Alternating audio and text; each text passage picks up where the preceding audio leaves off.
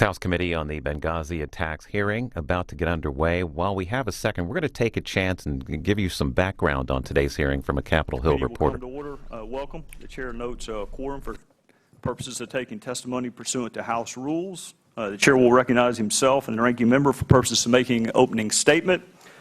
Without objection, the opening statement of any other member of the committee who wishes to provide one will be included in the record. A little over 2 years ago, 4 Americans serving our country in Benghazi, Libya, were killed.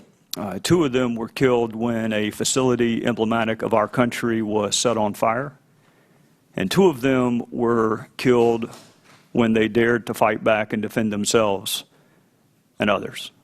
Sean Smith, Chris Stevens, Ty Woods, and Glenn Doherty represented us. They represented our country and our values. We asked them to go. We sent them. And they were killed because some people hold a deep-seated animus toward us simply because we are us. So to the family and the friends and the loved ones of those killed, we can never adequately express our condolences and our gratitude. As you have, to the family, as you have helped each of us understand, these 4 were not just pictures on a television screen. They were sons and husbands and fathers and brothers and friends and fellow Americans. I remain hopeful that there are some things left in our country that can rise above politics, and I remain convinced that our fellow citizens are entitled to all of the facts about what happened before, during, and after the attacks in Benghazi. And they deserve an investigative process that is worthy of the memory of the 4 who were killed and worthy of the respect of our fellow Americans. Some question the need for this committee, and I respect their right to dissent. But the mark of a professional, indeed the mark of character, is to do a good job with a task, even if you don't think the task should have been assigned in the first place. And given the gravity of the issues at hand, I would rather run the risk of answering a question twice than run the risk of not answering it once. I am willing to reconsider previously held beliefs in light of new facts and evidence, and I would encourage my colleagues and others to do the same, because we know that all the documents have not yet been produced, and we know that there are still witnesses left to be examined, and we also know that there are witnesses who have been examined in the past, but for whom additional questions may be warranted. So I would ask each of my colleagues, given their vast and varied and exceptional backgrounds, to put those talents to good use on behalf of our fellow citizens. The House of Representatives constituted this committee, and they did so for us to find all of the facts, and I intend to do that, and I intend to do it in a manner worthy of the respect of our fellow citizens. Our fellow citizens have certain legitimate expectations. They expect us to protect and defend those that we send to represent us. They expect us to move heaven and earth when those who are representing us come under attack. They expect government to tell us the truth in the aftermath of a tragedy always, and they expect that we will not continue to make the same mistakes over and over and over again. Which brings us to this hearing. Benghazi was not the first time one of our facilities or our people have been attacked. Beirut, Kenya, Tanzania are 3 that come to mind among others. And after these attacks, groups come together and they make recommendations on how to prevent future attacks. That seems to be the process that is followed. A tragedy or an attack comes, we commission a panel, a board, a blue ribbon commission to study the attack and make sure that we make recommendations to ensure that it never happens again. But yet it does happen again. And so to those who believe it is time to move on, to those who believe that there is nothing left to discover, that all the questions have been asked and answered and that we've learned all the lessons that there are to be learned, we have heard all of that before. And it was wrong then. It is stunning to see the similarities between the recommendations made decades ago and the recommendations made by the Benghazi ARB. And if you doubt that, I want you to compare the recommendations of those made a quarter century ago, 25 years ago, with the recommendations made by the Benghazi ARB. We do not suffer from a lack of recommendations. We do suffer from a lack of implementing and enacting those recommendations. And that has to end. So it is appropriate to review the recommendations of the most recent ARB, and I commend our colleague from California, Mr. Schiff, for suggesting that we do so. And it is also fair to ask why we have not done a better job of implementing recommendations made, in some instances, decades ago. In other words, why does it take an attack on our people or our facilities for us to make a recommendation? Why not evaluate the threat before the attack? Why not anticipate rather than react? In conclusion, the people that we work for yearn to see the right thing done for the right reasons and in the right way. And they want to know that something can rise above the din of partisan politics. They want to trust the institutions of government. So to fulfill the duties owed to those we serve and in honor of those who were killed, maybe, just maybe, we can be what those four brave men were, neither Republican nor Democrat, just Americans in pursuit of the facts and justice, no matter where that journey takes us. And with that, I would recognize the ranking member from Maryland. Thank you very much, Mr. Chairman, and I thank you for holding this hearing today. I know every member of this panel is dedicated to ensuring that our work honors the memories of the 4 Americans who were killed in Benghazi. Their names must be etched in our memory banks. Ambassador Chris Stevens, Sean Smith, Tyrone Woods, and Glenn Doherty. I want to thank our colleague, Representative Schiff, for proposing the topic for today's hearing. And, Mr. Chairman, I want to thank you for accepting that topic, and so that we can see what has become of the ARB recommendations.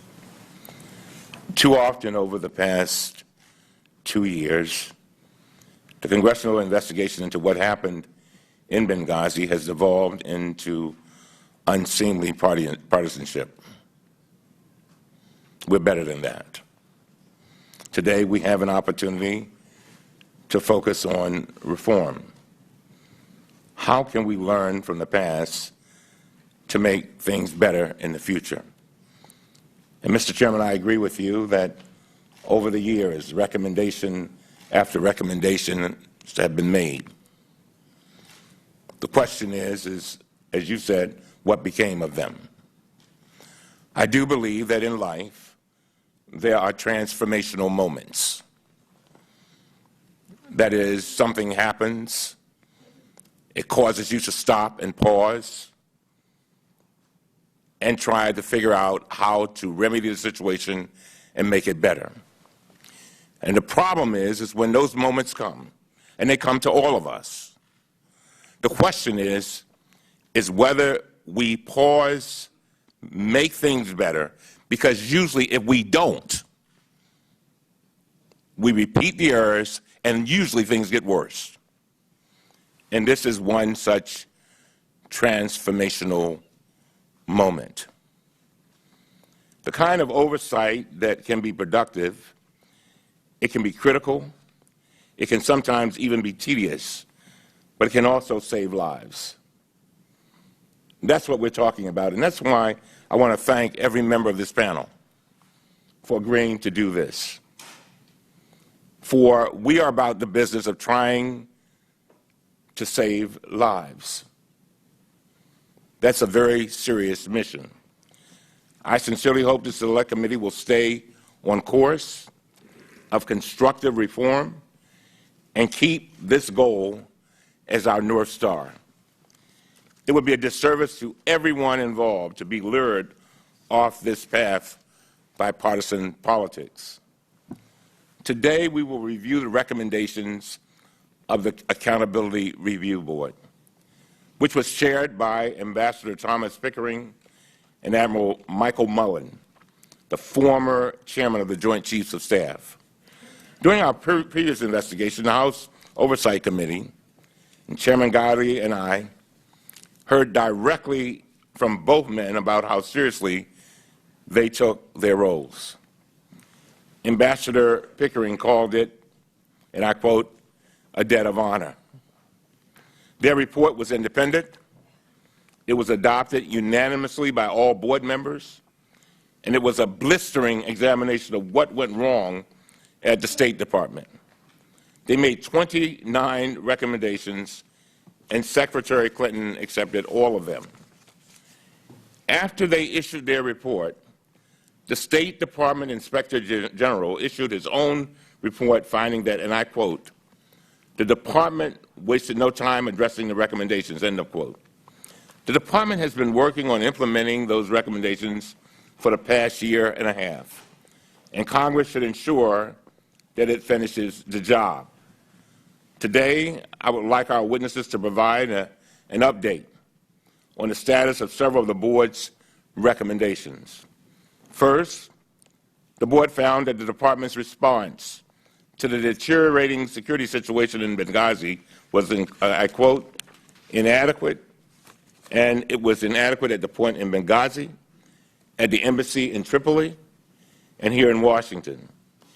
Ambassador Pickering explained that the post did not take action despite crossing several tripwires that should have caused officials to review security more closely and develop a stronger response. The Board recommended that the Department change its procedures to make sure that security breaches are reviewed immediately. Today, the Department reports that it has created a new process that requires posts to report tripwires as soon as they are crossed, so security officials can review them immediately and take action if necessary. I want to know if this process is now fully operational, and if so, how it has been working so far. The Board also found that we should not have relied so heavily on local militia groups like the February 17th militia to protect our posts. The Board called this reliance, and I quote, misplaced, end of quote. And it found that these security forces were, quote, poorly skilled, end of quote. The Board recommended the Department strengthen security, and I quote, beyond the traditional reliance on host government security, supporting high-risk, high-threat posts, end of quote. Today, the Department reports that it has 17 new Marine Security Guard detachments and another new Marine unit to enhance security in changing threat environments. In addition, the State Department is now using new funding from Congress to hire 151 new personnel in the Bureau of Diplomatic Security, or DS. I want to hear from our witnesses about whether these actions are sufficient or whether we need to do more. The Board also found fault with a Deputy Assistant Secretary with DS who denied repeated requests for additional security in Benghazi. At the time, this official oversaw the security of all 275 diplomatic posts around the world. To address this problem, the Department created a new position to focus exclusively on the security needs of roughly 30 posts experiencing highest threats. The Board praised this action, stating that it could be, and I quote, a positive first step is integrated into a sound strategy for DS reorganization. Today, I want to hear from the State Department specifically about how this new position is working and whether they believe we should make additional changes. Everyone understands that diplomacy, by its nature, sometimes requires us to be in very dangerous places. Our diplomats work in high-threat environments. And although we cannot eliminate every risk, we must do everything that we can to keep Americans as safe as possible when they are serving overseas. With that, I want to conclude by recognizing the tremendous sacrifices that are made every single day around the world by our diplomatic corps, the intelligence community, and our military service members on behalf of the American people. And I remind my colleagues that this is our watch. I said to the chairman before we started, this is bigger than us. The things that we do today and over the next few months will have lasting effects even when we're gone on to heaven. And that's how we have to look at this. And so we prepare not only for the present, but we prepare for the future and generations unborn. Thank you, Mr. Chairman. Thank the gentleman from Maryland. The committee will now recognize and receive testimony from today's witness panel. The first witness will be the Honorable Greg Starr, the Assistant Secretary for Diplomatic Security of the Department of State. The second witness will be Todd, Keil, a member of the Independent Panel on Best Practices. And the third witness will be Mark Sullivan, the Chair of the Independent Panel on Best Practices. Welcome to each of you. We will recognize each of you for your 5-minute opening statements. There are a series of lights which mean what they traditionally mean in life, and I am sure that you are familiar with the lighting system. Because this is an investigative hearing, I will need to administer the oath to the witnesses before taking their testimony. So if the witnesses would please rise and lift their right hand. Do you solemnly swear the testimony you will give will be the truth, the whole truth, and nothing but the truth? May the record reflect all witnesses answered in the affirmative. Secretary Starr, you are recognized for 5 minutes for your opening statement. Chairman Gowdy, Ranking Member Cummings, and distinguished committee members, good morning.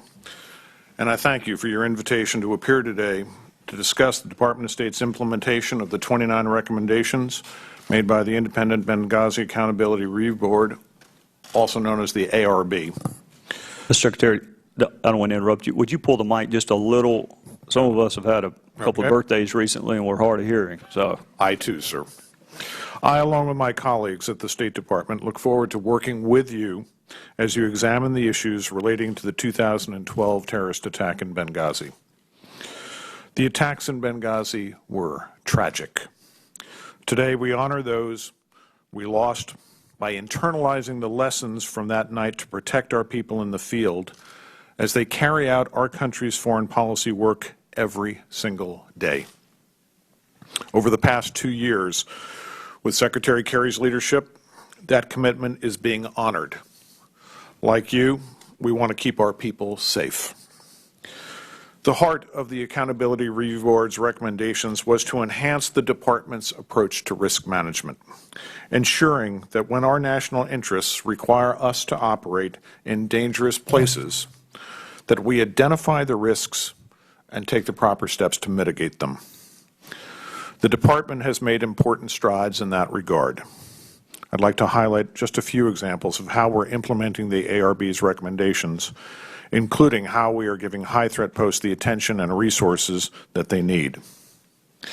However, even with this progress, it is essential for us to acknowledge that while we can do everything we can to reduce the risk, we can never eliminate it fully. High-threat, high-risk posts require special attention. To confirm our national interests require us to operate there and to provide the right resources to do that. We have instituted a new process called the Vital Presence Validation Process, shorthand VP2 as we call it, to do just that. One example of it in action is our recent return to Bangui, Central African Republic. The Department suspended operations there in December of 2012.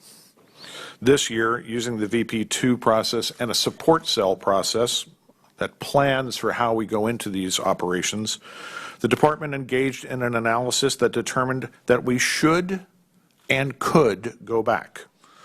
We worked with our colleagues at the Department of Defense to assess the security situation on the ground and develop a comprehensive plan for our return.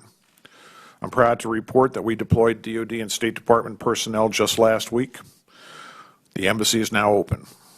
While we must closely monitor conditions on the ground, our return to Benghazi demonstrates that our enhanced risk management procedures are working. Another example of our enhanced risk management posture since Benghazi is how we've improved at training.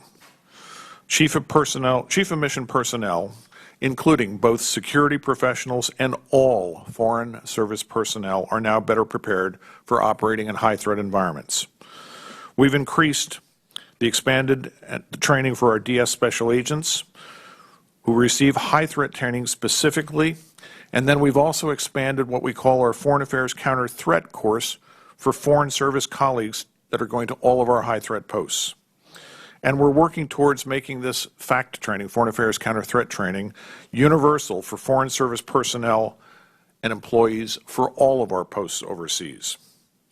Further, to combat fire as a weapon, we've partnered with the City of New York Fire Department and the Army's Asymmetric Warfare Group to enhance our training curriculum and implement countermeasures in response to fire and smoke as a terrorist weapon. Finally, with your help, we have added to our security resources. The ARB recommended that we expand the number of diplomatic security personnel, and we have done just that. We are well on our way to just finishing that off and hitting all of our targets. It also recommended that we augment the Marine Security Guard program, which we have done as well. While these are just a few examples of the Department's efforts post-Benghazi, I believe they highlight some of the key progress we have made. I will not outline all of this, all the things that we've done in the interest of time, but I'm pleased to report that we have made what I consider to be tremendous progress on the 29 Benghazi ARB recommendations. To date, we've closed 22 recommendations, and 7 are in progress or nearing completion. Today, we're better prepared, better protected, and informed to manage the risk. We look forward to working with Congress and you on ensuring that our foreign affairs community has safe platforms for carrying out our national interests. I want to thank Congress for the additional resources that you've provided over the past 2 years to improve and sustain this diplomatic platform. And I'll be glad to answer any questions that you have. Thank you. Thank you, Mr. Starr. Mr. Keil. Thank you, Chairman Gowdy, Ranking Member Cummings, and distinguished members of the Select Committee for inviting me to testify today about our independent panel report on best practices in the aftermath of the tragic attack on the U.S. mission in Benghazi, Libya, and to provide our insight regarding the implementation of our recommendations and related issues relevant to our report. Our panel was committed to identifying best practices from throughout the U.S. government, the private sector, non-governmental organizations, and international partners which can finally establish an effective risk management process in the Department of State, improve the security of U.S. diplomatic facilities abroad, and enhance the safety of Department of State and foreign affairs agencies' personnel, not only in high-risk areas but globally. We identified 40 crucial recommendations to achieve this goal. We continue to stand behind our report in the strongest possible terms and believe that the 40 recommendations and the supporting narratives, which were derived from well-known and established best practices, provide a clear roadmap for an absolutely necessary organizational paradigm change throughout the Department of State to support the current direction of expeditionary diplomacy and the application of proven enterprise risk management enhancements. Mr. Chairman and distinguished members, I spent a career of almost 23 years as a special agent with the Bureau of Diplomatic Security in the Department of State. As a result of my years of service, I am uniquely familiar with the history and, most importantly, the operating culture, both within the Bureau of Diplomatic Security and the Department of State. As our panel interviewed hundreds of people in the U.S. and abroad and gained valuable ground truth from our travel to 10 countries during our work, including numerous high-threat locations, I couldn't have been more personally and professionally proud and heartened, along with my fellow panel members, by hearing and witnessing the dedicated and admirable work of the men and women of the Diplomatic Security Service. Each day around the world, the DS team faces extreme challenges and unpredictable risks to provide a safe and secure environment for the conduct of U.S. foreign policy and they do so with distinction. The men and women of the Bureau of Diplomatic Security are truly dedicated public servants and are owed the gratitude of the American people for their service to this great nation. As we stated repeatedly throughout our report, best practices will not save lives unless they are resourced, implemented, and followed. Almost 15 years ago, as was mentioned in the chairman's opening statement, a number of very similar recommendations were made after the East African embassy bombings, and little has been accomplished by the Department of State since then to improve its approach to risk management.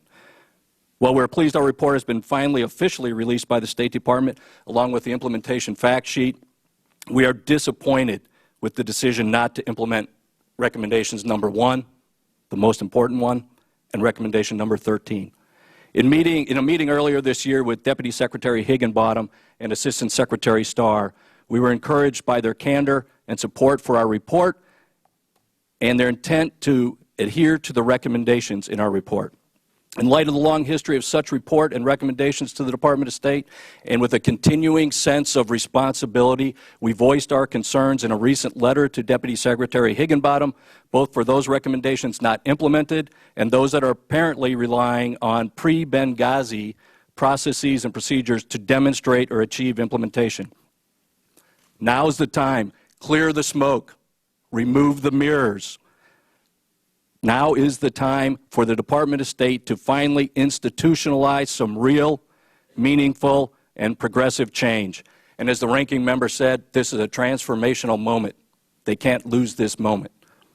Words and cursory actions by the Department of State ring hollow, absent transparency and verifiable and sustainable actions to fully put into practice the letter and the intent of our recommendations, which will facilitate diplomacy and safeguard the selfless Americans who carry out our national security priorities around the world. The Department of State owes it to those people who have given their lives in service to our country and to those employees who continue to serve our country in some very dangerous locations around the world to continue to identify and implement risk management best practices. Additionally, we urge the Department to institutionalize the process of outside and independent counsel and guidance on risk management best practices sooner than 2016. The Accountability Review Board recommended that this be an annual process, and we concur that this remains a critical need for the Department and should begin as soon as possible. In our view, this is a decisively important step the Department must take to demonstrate transparency and ensure a continuing dialogue on security best practices with an input from outside independent experts regarding operations in high-threat and challenging international locations.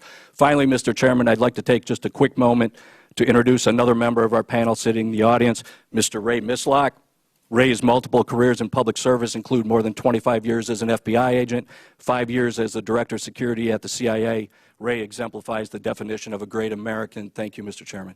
Thank you, Mr. Keil, and welcome to your guest. Mr. Sullivan, you're recognized for 5 minutes. Good morning, Chairman Gowdy, Ranking Member Cummings, and distinguished members of the committee. Thank you for asking Todd, Keil, and I to appear before you today.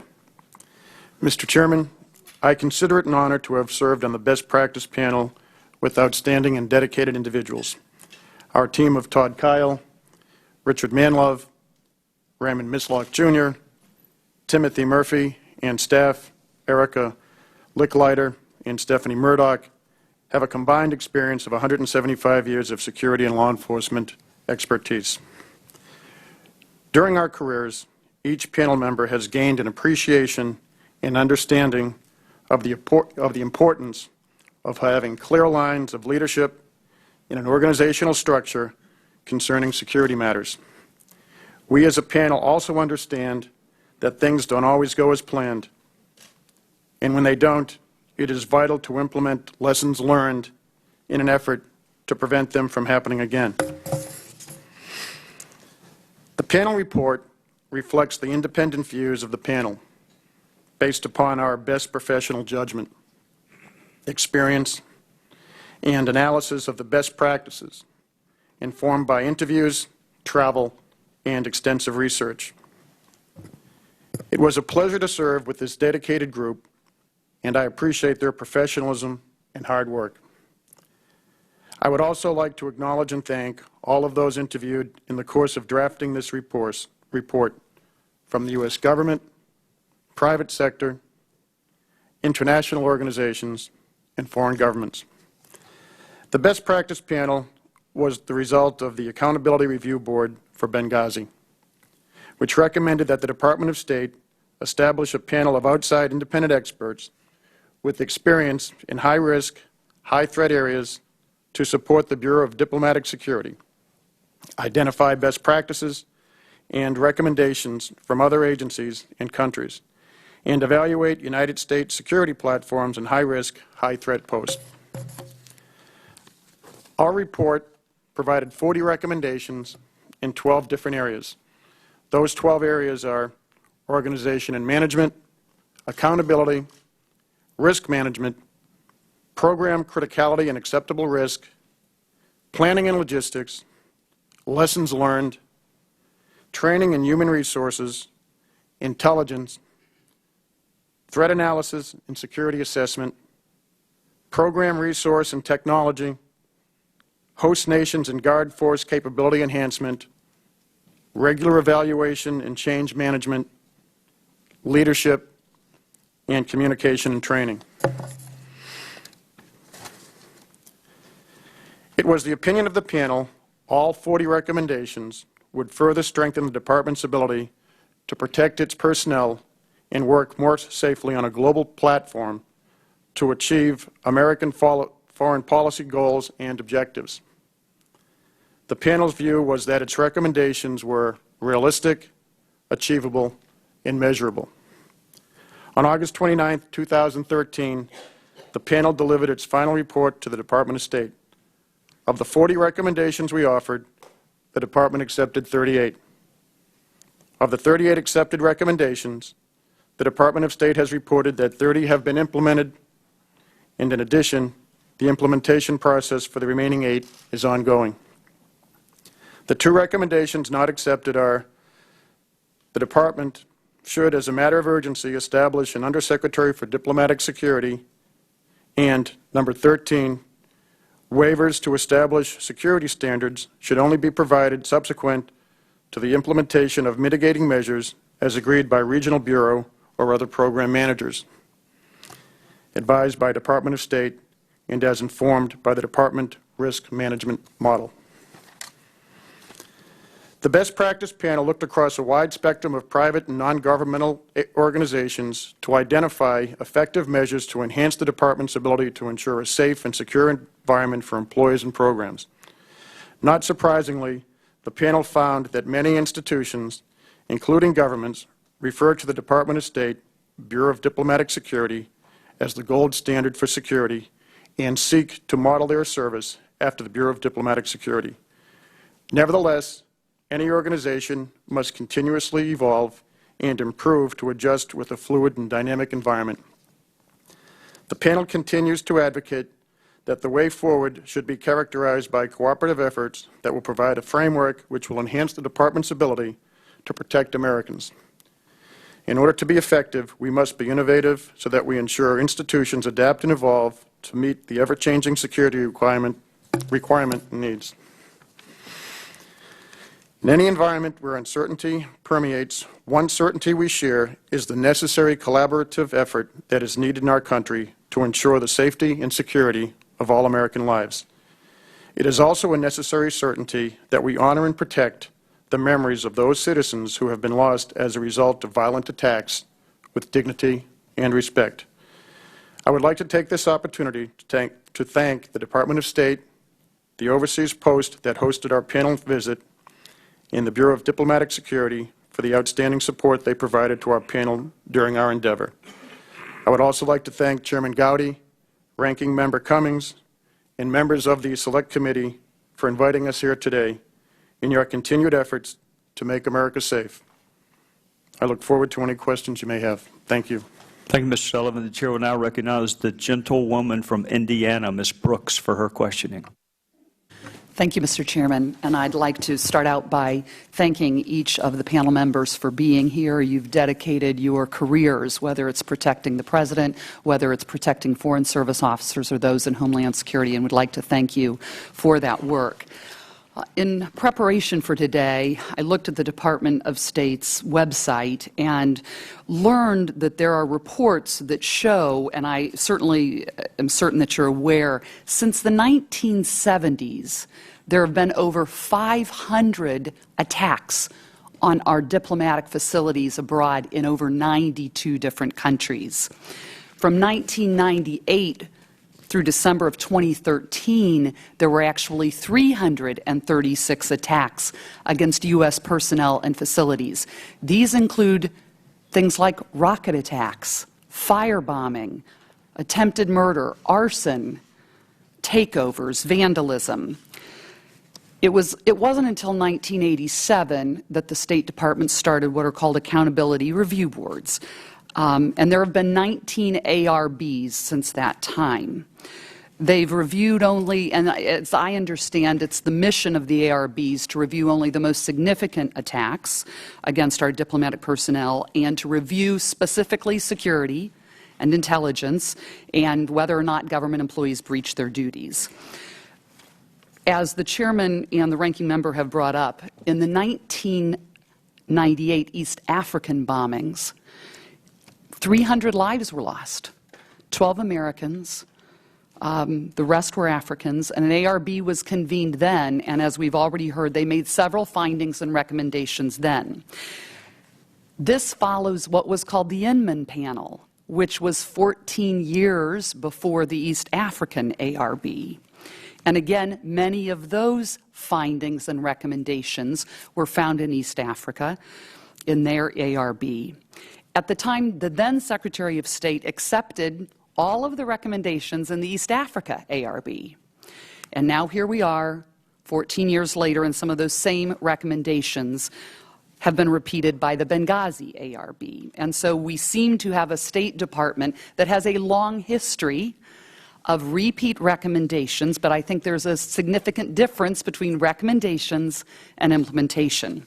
And I'd like to talk about how that happens and how that has happened. In fact, the board in East Africa urged the Secretary of State to, quote, take a personal and active role in carrying out the responsibility of ensuring the security of U.S. diplomatic personnel abroad. And it was essential to convey to the entire department that security is one of its highest priorities. Assistant Secretary Starr, are you familiar with the East Africa recommendations? Not every specific recommendations, but with the report, yes, ma'am. And do you agree with the report? Yes. Are you aware that after the Benghazi ARB, then Secretary gave her personal assurance as well that she put overall responsibility for implementing all of the ARB recommendations in the hands of the Deputy Secretary? Are you familiar with that? Yes, I am. And that was, in fact, in her letter in December of 12 to, at the time, the Honorable John Kerry, Chairman of Foreign Relations. She indicated that the Deputy Secretary would be overseeing the implementation of the ARB. Are you familiar with her letter? And then, are you familiar with the fact that when Secretary Kerry became the Secretary of State, he initially kept it at the Deputy Secretary level? Is that correct? And could you please speak into the mic? Thank you. Yes, yes, ma'am. Today, however, overall responsibility for oversight and implementation of all of the recommendations is with an office known as Management Policy Right-Sizing and Innovation. Is that correct? One of 11 separate offices that reports to the Undersecretary of Management. MPRI is tracking. They are not necessarily responsible for implementing, but they are doing the job of tracking the implementation, yes. And it is their job. And so I'd like to just point out, for those who might not be familiar, and you, too, are an assistant secretary reporting to the Undersecretary of Management. Is that correct? Yes, ma'am. And so with respect, and you say that they are tracking the implementation, however, that is the office that is day in and day out going in and trying to ensure that all of those recommendations are being followed. Is that correct? One office, yes. And so at this point, the ARB recommendations, well, it's really not at the Secretary of State level. It's not at the Deputy Secretary of State level, the second level. It's not with an undersecretary, but the tracking is happening at the fourth tier. Is that correct? The tracking and making sure that day in and day out, it's at the fourth tier. The tracking is going on at MPRI, but I can also give you further information about how it is, in fact, being closely looked at by the Deputy Secretary herself. And the Deputy Secretary, are you familiar with the Inspector General's report, sir? Yes, I am. And the Inspector General, who issued the report in 2014, also believed that at the highest levels in the department, those are the individuals that must be personally responsible for overseeing those recommendations. Isn't that correct? Yes, it is. And in fact, indicated in the IG report that that's how lasting change and cultural change would happen, is if implementation were at the highest levels of the department. Yes, that is true. I'd like to ask Mr. Keil, if I might, your best practices panel indicated that where a security function is placed in a department is a statement of how that organization values security and its personnel. Do you recall that finding, Mr. Yes, Keil? ma'am, very well. And can you please explain, with respect to recommendation number 1, which has not been implemented by the department, can you please talk about the importance of that recommendation of elevating the importance, actually, of Mr. Starr's position to a higher level? So can you please talk about the importance of that recommendation and what you understand as to why the department is not elevating the importance of security within the organization at the current time? As we looked at other government agencies, non-governmental organizations in the private sector, it became very clear that the placement of the chief security officer with responsibility for the safety of the programs and the people, it clearly depends on where it's placed within the organization. And especially at the Department of State, where visuals, because of the culture of the Department of State, are so crucially important, the placement of that position was crucially important. Mr. Starr previously served up at the United Nations in charge of their Department of Safety and Security. In that organization, he was an undersecretary. That position was an undersecretary. The United Nations recognized that important. In that diplomatic world, where you see things really matters. And, ma'am, if you'd actually look at our recommendation number 40, we recommended that the Secretary should establish a comprehensive change management strategy throughout the department that is led by the Deputy Secretary for Management Resources. So those two things clearly come together and are crucially important.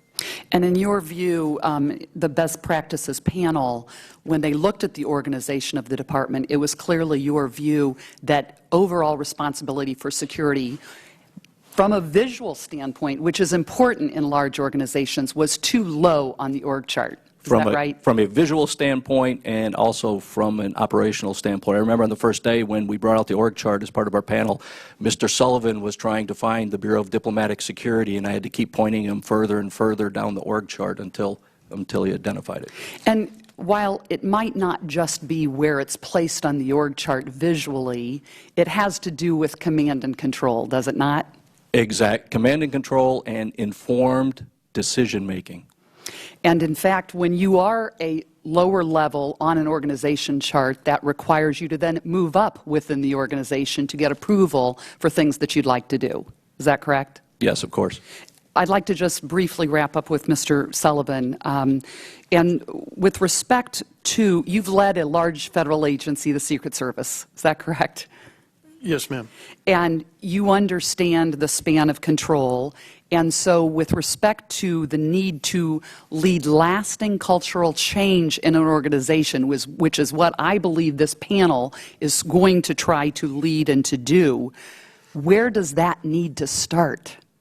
I think it needs to start at the top. And when you start at the top, which would be the Secretary of State, if you want to emphasize within your entire organization the importance, and in this place, of security, the Deputy Secretary or the Undersecretary, which are considered principals in a department, is that correct? And that's the highest levels. Yes, ma'am.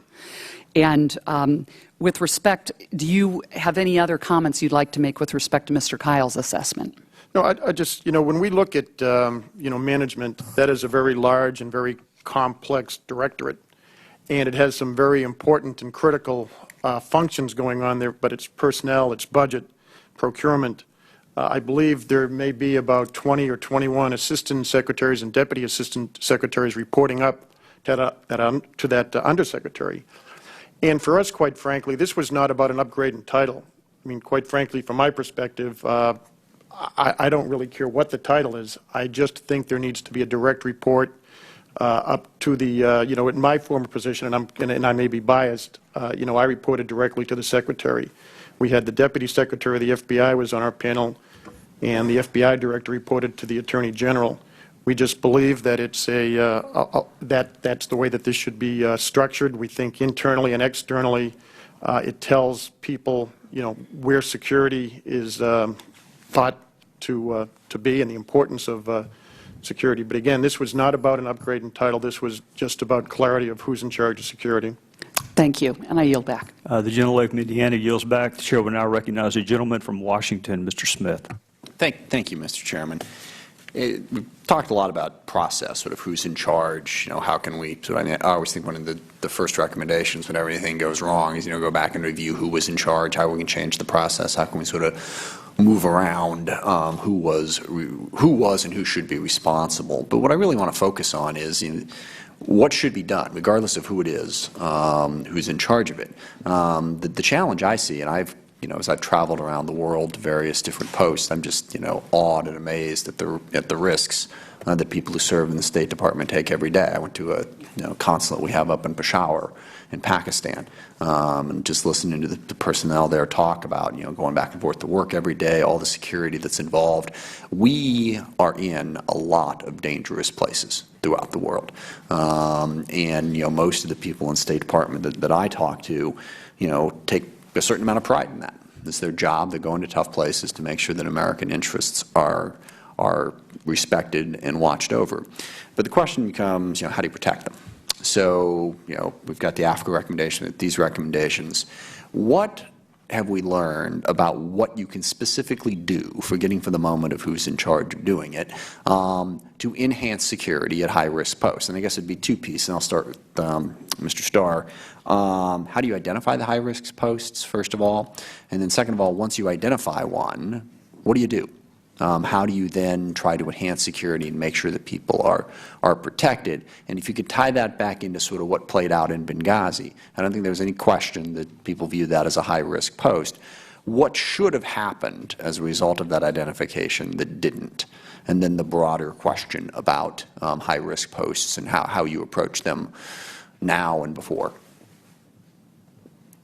Thank you, Mr. Congressman. We have always rank ordered our posts according to threat. We look at the threat of terrorism. We look at the threat of civil disorder. This is done in a process every single year with a tremendous amount of input from the post itself, from the Emergency Action Committee on the post, which has members from all the different agencies that are represented. We rank order these posts and give them ratings for terrorism, for civil disorder, for things like crime, counterintelligence, human intelligence, technical intelligence. And then the question is, the real key question there is, then what? Okay, once you identify them, how do you try to better protect them? We look at these posts, and for years we have worked through something called the Overseas Security Policy Board to craft policies, security policies, and standards, physical security standards, technical security standards, procedural security standards on what we can do at these posts at these different threat levels. Once we decide and we see that a post is in our highest threat, let's say a critical threat category, we're going to devote more RSOs. We're going to look at what's the size of the Marine detachment. Does it need to be larger? In terms of our posts and the physical security, that plays a huge role in when we decide which posts we want to rebuild under the Capital Security Cost Sharing Program, and we prioritize replacing the most vulnerable posts with newer, much more robust, much safer facilities that we build with funding from Congress and overseas Office of Buildings. We look at the threat and we make determinations now in the aftermath of Benghazi. We've categorized our 30 highest threat, highest risk posts. We sent out teams specifically to those posts, and in addition to just making sure that they meet the security standards, are there things that we need to do in addition to the security standards that make sense? These were multi-agency teams that we sent out. We continue to look at the threat information from every post around the world that we get every single morning. We start at 8 a.m. every morning looking at the threat information that we get. But one of the critical lessons we learned from Benghazi is that there are many times, and we know this from times past, that we don't get specific threat information before an attack. If we did, we would thwart the attack. And right. Congresswoman Brooks talked about how many attacks that we have suffered over the years. That's our document that we put out to ensure that people know what the environment is. We look at the threats and then we determine what do we have to do. We've been practicing risk management for years. In many cases, we take our dependents out of posts, or we may downsize the post, or in critical places we may actually close the post for a certain amount of days, or we may evacuate the post. There are times when we go to the U.S. military and ask Department of Defense to augment our protection on the ground. In Sana'a and in Tripoli, we had nearly 100 Marines with us.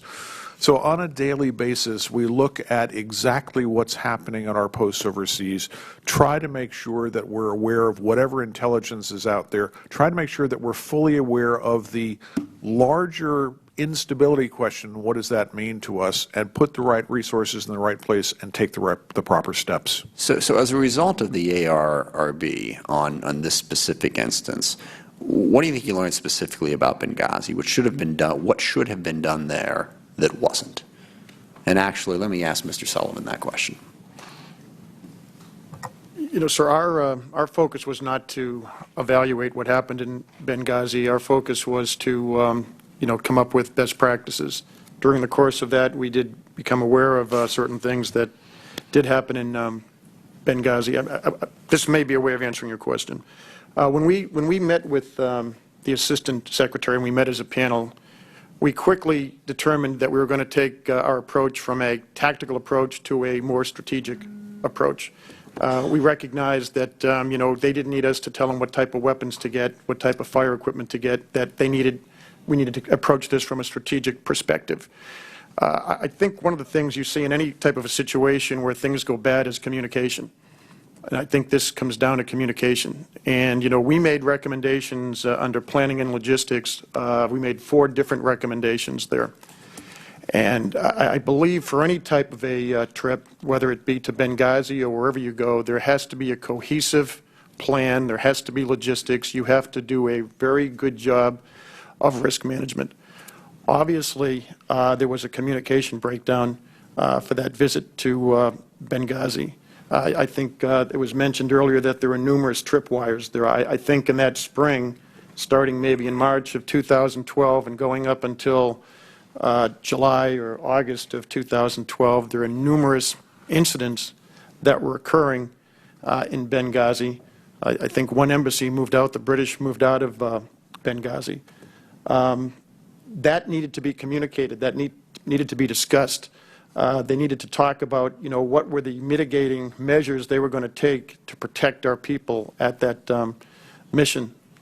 And again, I think that, unfortunately, 4 people paid the price because that communication didn't occur, and that planning and logistics, quite frankly, didn't happen the way we're recommending it should occur, and which I have every confidence that Assistant Secretary Starr and his staff are working on right now. Mr. Keil, do you want to add something on that? I think, Congressman, the first question is not about how many people you send, how many walls you build, and how high they are.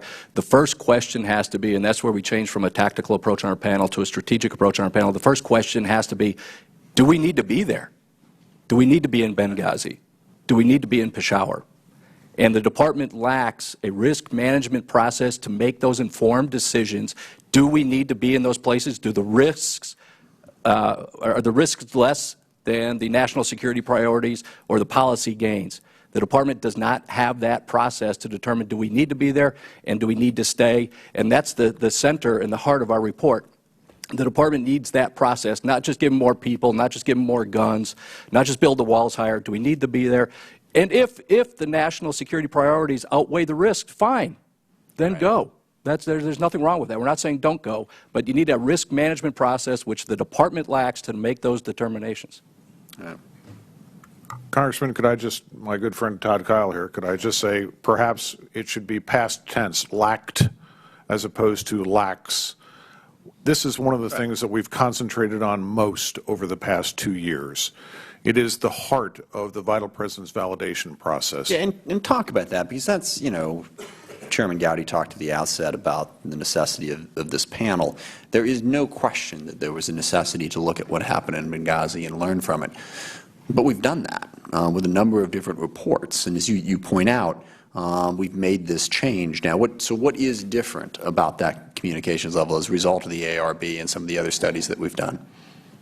Sir, the biggest single change that I would really like to point out is the department's acceptance, not just acceptance, but embracing this concept that first and foremost, as Todd just alluded to, Mr. Keil just alluded to, we need to ask the question, why are we in the most dangerous places? Right. And the 30 places that we identified as the highest threat, highest risk, that's exactly what we're doing, going through every single one of those 30 and doing this vital presence validation process.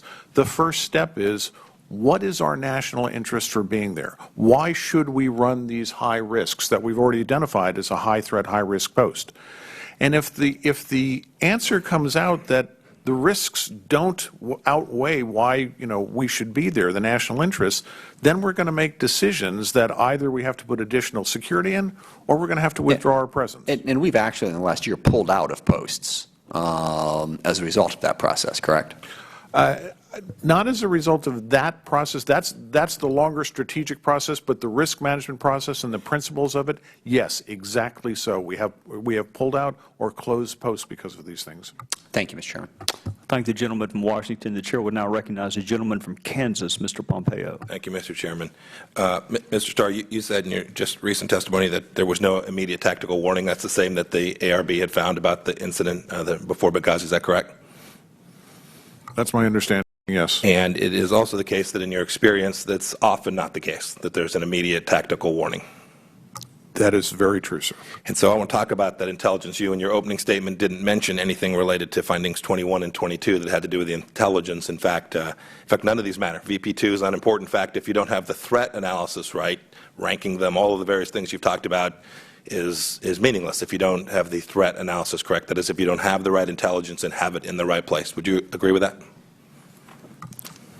Yes, sir, but I would just add that it is not just the intelligence. You also have to look at the entire situation in the country. It's analysis and intelligence. Yes, of course. I would agree with that as well. Indeed, there were some 20 incidents that were referred to by Mr. Sullivan a bit ago in and around from March of 2012 up and through the death of the 4 Americans, where there was an incredibly deteriorating situation in and around Benghazi. Would you agree with that as well? The situation was deteriorating. And in fact, the finding number 21 said careful attention should be paid to that kind of thing when the situation deteriorates. In your July 14th fact sheet, your only response to that particular finding was that the department has addressed this recommendation. Can you tell me what that is, what it is you've done to address this recommendation? I can discuss part of it in open session, sir. As I alluded to earlier, literally we start every morning at 8 a.m. Looking at every bit of threat intelligence and threats that come in from a wide variety of sources, not just the intelligence community, but from our posts and the reporting. Beyond that, we bring in personnel from the regional bureaus, the political officers and others that are with us, we're not just looking at the threat intelligence, because as you pointed out, and as we well know, in many cases, we don't pick up the threat before an attack. I don't want to interrupt, but if you can tell me if this is different pre-Benghazi as opposed to post-Benghazi, this process, I'd appreciate that as you go through. This is different, sir. We are incorporating the regional bureaus with us. We are looking at the political reporting in addition to the intelligence reporting. We are looking at sources that we get from private companies, from NGOs in the area, the entire question of instability.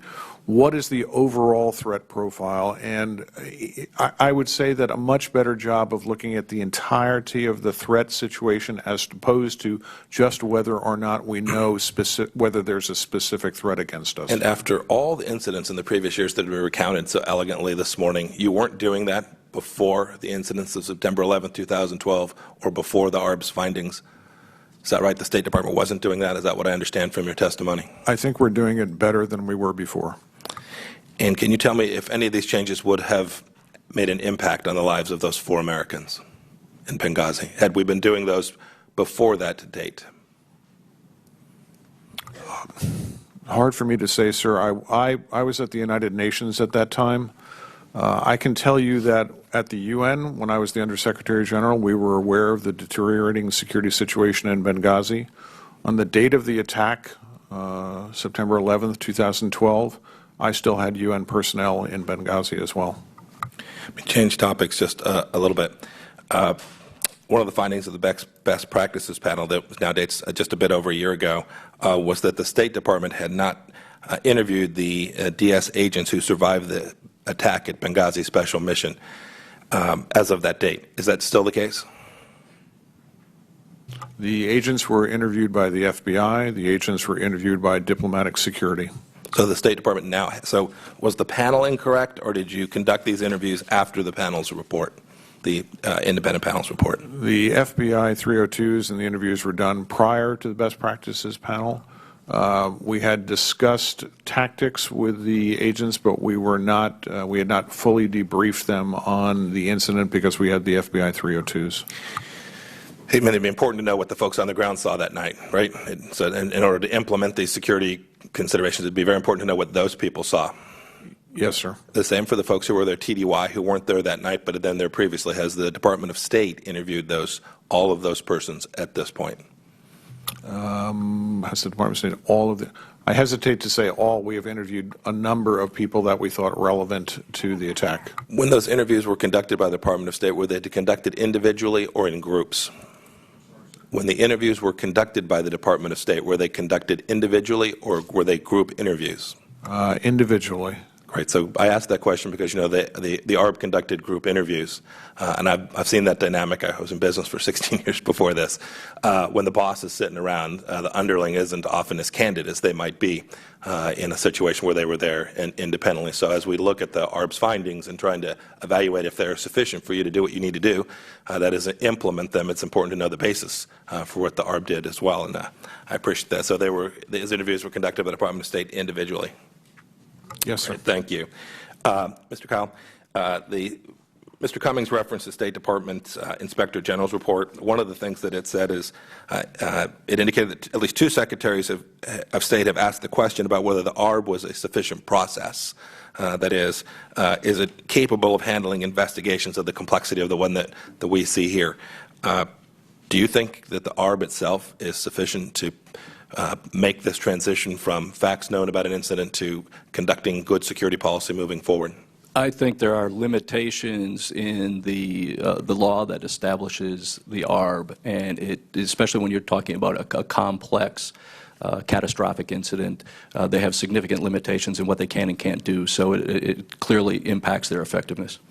And Mr. Starr, back to you. Finding 23 goes to some of those limitations. It goes to the ARB's capacity and its authority to recommend disciplinary action on the basis of unsatisfactory leadership. The indication that you all are prepared to help us change the statutory authority of the ARB so that they can do that. Are you prepared to testify today that you'll help us continue to make sure that the ARB does, in fact, have the ability to make sure that the leaders of organizations are held accountable for any errors that they may have made? Yes, sir, and it's my understanding that we have been looking at this and working with Congress since January of 2013 on this. May I also just say that one of the points that I think is important to make is that while the ARB in several cases may not have the expertise to look at everything, the fact that the ARB recommended that we consider putting together a best practices panel that could then delve further into the specifics, I think, proves that the ARB can make recommendations that can go beyond what they can do and look even further. I think that's a very good example of the fact that while the ARB may not have the exact expertise that you're talking about, recommendations can be made that bring in other experts to do these things. I appreciate that. And so you think it's important that the ARB have the capacity to at least recommend some time of disciplinary action against senior leaders in various agencies that they're reviewing? The ARB already has the ability to recommend disciplinary action if they find a breach of duty. I think what we're looking at now is whether or not if they find a lack of leadership. Right. I would support that as well. Great, thank you. That's exactly what I was asking. I have a handful of questions that go to the scope of the ARB, and Mr. Starr, I know you weren't on that. None of you were, but I want to make sure we understand precisely what's there. Do you know if the ARB had the opportunity to interview the CIA employees and contractors who were on the ground that night, who might know something about the security at the SMC as well as the other facilities in Benghazi that evening? I do not know the answer to that, sir. Do you know if they have had the opportunity to interview the DIA people who might have known something about the intelligence and the security situation on the ground that night? I'm sorry, sir. I do not know the answer to that. Great. I won't go through the rest. There's a handful more questions about what I think the scope of the ARB has and its information. I think they're important. I also wondered if you had all had a chance to review any of the intelligence that had been gathered as a result of the capture of Abu Khatala, who would know a fair thing about what was going on that night on the ground as well. And so I'm interested in whether you all have had a chance to incorporate that into your ideas about implementing the ARB. We are aware of the debriefings. We're looking at some of the debriefing material that is relevant to us, and we are taking the proper steps based on what we find. Great. Thank you. Mr. Chairman, I yield back. The chair would now recognize the gentleman from Maryland, Mr. Cummings. Thank you very much. Mr. Starr, I want to pick up where Ms. Brooks left off. How is the department tracking its compliance with the Benghazi ARB recommendations? Can you tell me briefly? Ms. Brooks is correct that the MPRI office is the one that is actually doing the tracking as we go through these. But I can tell you that I have had many meetings with the Deputy Secretary, myself, anyone that has anything to do with the response of a particular ARB answer or best practices panel answer or the management panel answer, where we have sat with the Deputy Secretary and literally gone through every single one of the recommendations. Where are we? How have we answered it? What is the response? How far along in implementation are we? We have these meetings about every other month. She's out at the moment. But literally, she has been on top of this and tracking it since the beginning. And so you said that there were 7 ARB recommendations that have not been completed. Is that right? Is that what you said? We are still in progress or nearing completion on 7 of them, but they're not totally fulfilled. And do you have a timeline on those? Some of those, sir, are what I would refer to as evergreen recommendations. And I'll give you an example. One of the recommendations was for better language training for the diplomatic security agents. Since that time, we've worked with FSI and specifically put together some courses in Arabic, Urdu, and French. We call them Arabic, Urdu, or French alert courses. They're much shorter. They're specific to training DS agents and the types of language capabilities that they need in a short period of time. We have the courses in place, but the reality is it's going to take me a long time, as agents get ready to rotate overseas, then put them into the training and then get them trained. So that's the type of recommendation that's going to actually be open for a long time. So, but all of them aren't like that, are they, of the 7? Many of them are evergreen recommendations. Well, what I'm trying to get you... Some of them will be closed in 2015. Yeah, let me tell you where I'm going with this. I've seen over and over again in my 17 years in Congress that departments will come in, say they're going to do things, and then they wait. There's no checking up on them. A new Congress comes in, and the next thing you know, it hasn't been done. We want to be effective and efficient. This is a moment that we've got to take advantage of. So can you, of those 7, the things that you know can be done in a definite amount of time, can you give us a timetable on those so that we can, at least while we are a committee, can hold the department accountable? Is that a reasonable request? I think that's a reasonable request, sir. Rather not do it orally right this moment, but we can supply you with the information on where we are on those recommendations, the implementation panel. I would say, sir, that there is no doubt in my mind that we are going to implement every one of these recommendations. I think one of your questions is whether or not we have been implementing ARB recommendations. One of the exercises we went through last year was to review every single ARB recommendation that has been made since 1988. The Office of MPRI, that office that is tracking these, we sat down with them and went through every recommendation in the past to make sure that we were doing our best to fulfill those, and that office is going to track these in the future as well. I think I can understand some hesitancy about whether, if we drag these out, they're not going to get done. I can assure you, sir, that while I am there, while Secretary Kerry is there, we are going to make sure that every single one of these recommendations is fulfilled. As I get older, I realize that we're not going to be here but so long. We are in the places that we're in for a season. And it may come to an end in all kinds of ways. That's why I want you, as I said in my opening, under our watch, I want some definite time tables so that we can hold somebody accountable. Other than that, we're going to be going through, Mr. Keil said it best, we'll be going through this over and over and over again. Can you understand what I'm saying? But you just gave me some more information that I'd like to add on to your list.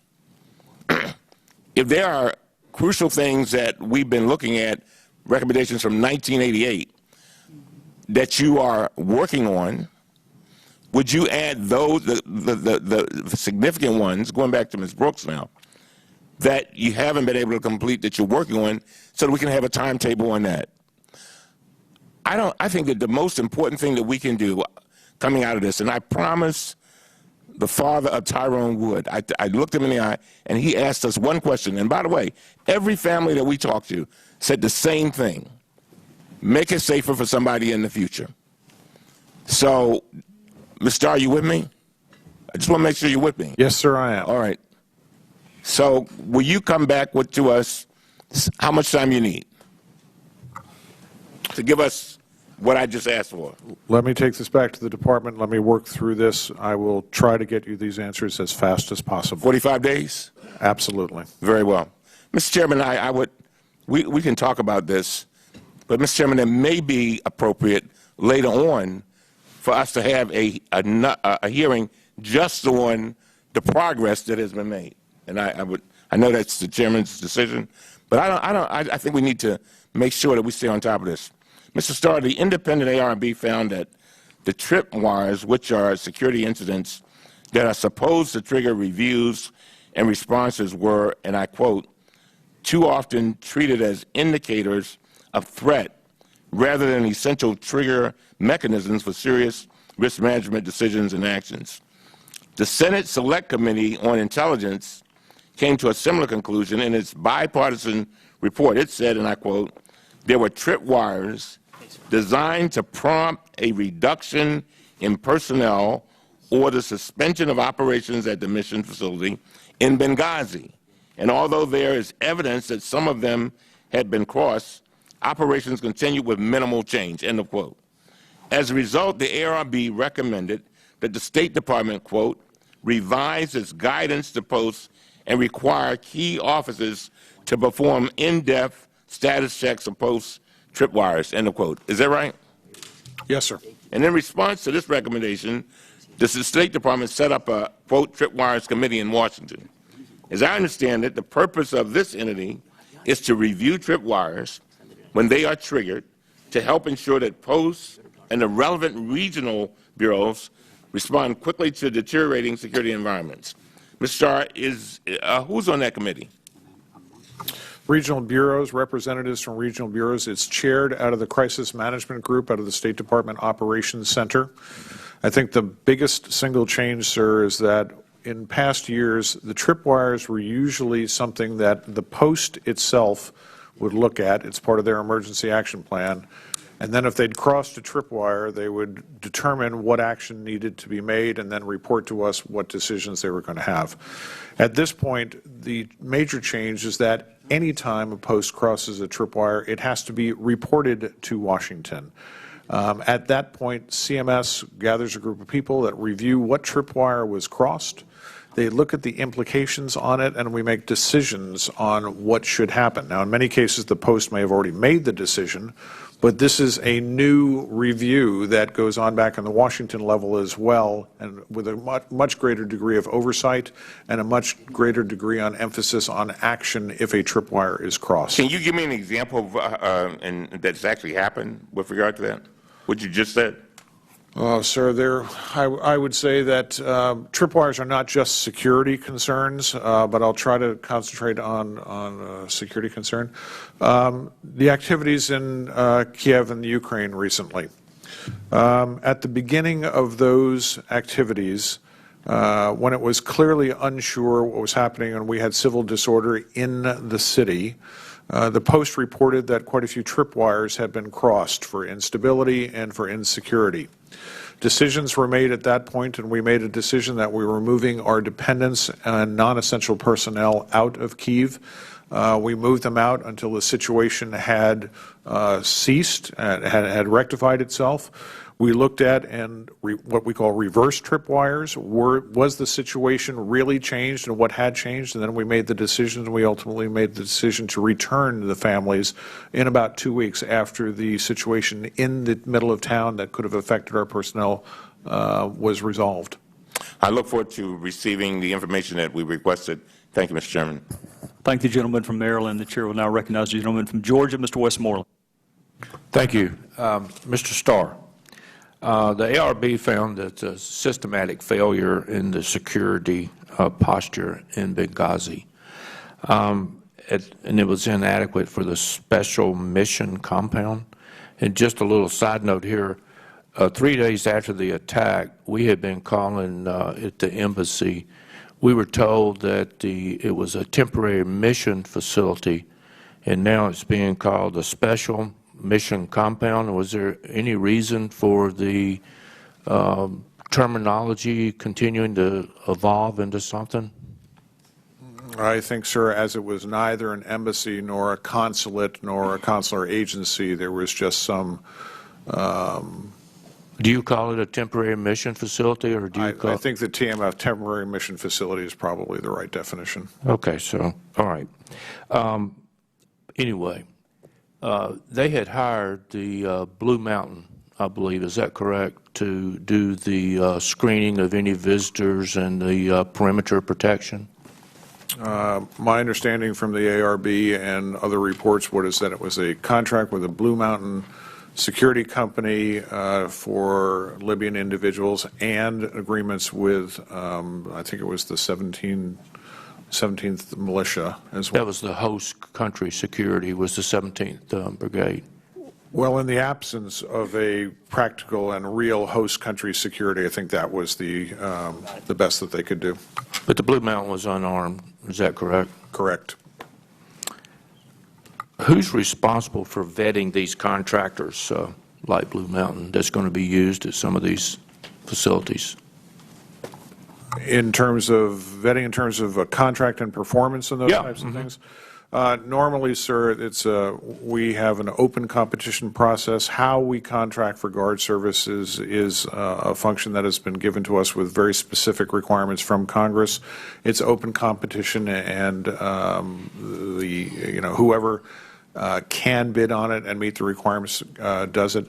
I think in contingency-like situations like we were finding in Benghazi, there was probably very little competition. So were these just the lowest, was this the lowest price bidder? That, sir, I'm not there at the time. I can't really tell you. I don't. Are you aware that 2 contracts that these people had in Tripoli were canceled and that the RSO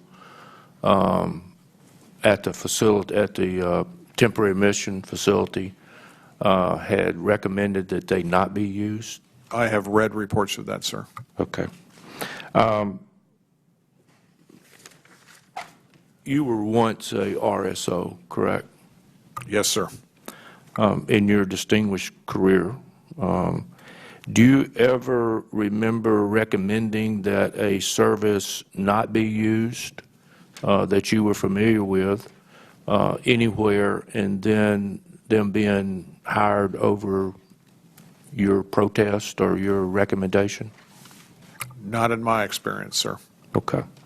But you would have at some point recommended somebody or maybe not recommended anybody? I mean, was it your job to look at the performance of these people that you were aware of and report it? As an RSO, when we have guard contracts, if we find that our contractor is not performing, we have a variety of ways we can deduct money, or we can ultimately find that they're not performing. And if they're found to be lacking and can't perform the contract, they can be terminated. They can be barred. They can actually be barred if that goes that far. All right.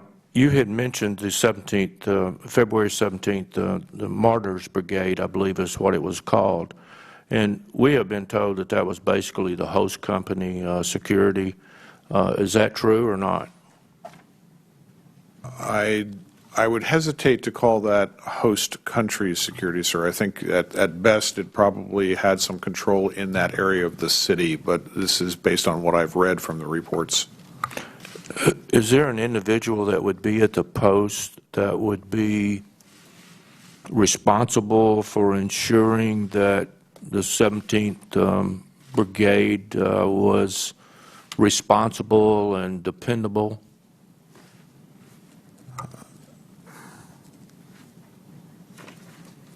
Sir, I wasn't there at the time. As a former RSO, I can probably tell you that there were likely limited choices, and one of the things that an RSO would do at that point, if he was faced with limited choices, was try to train them as best he could, to try to make the best of whatever situation he was handed.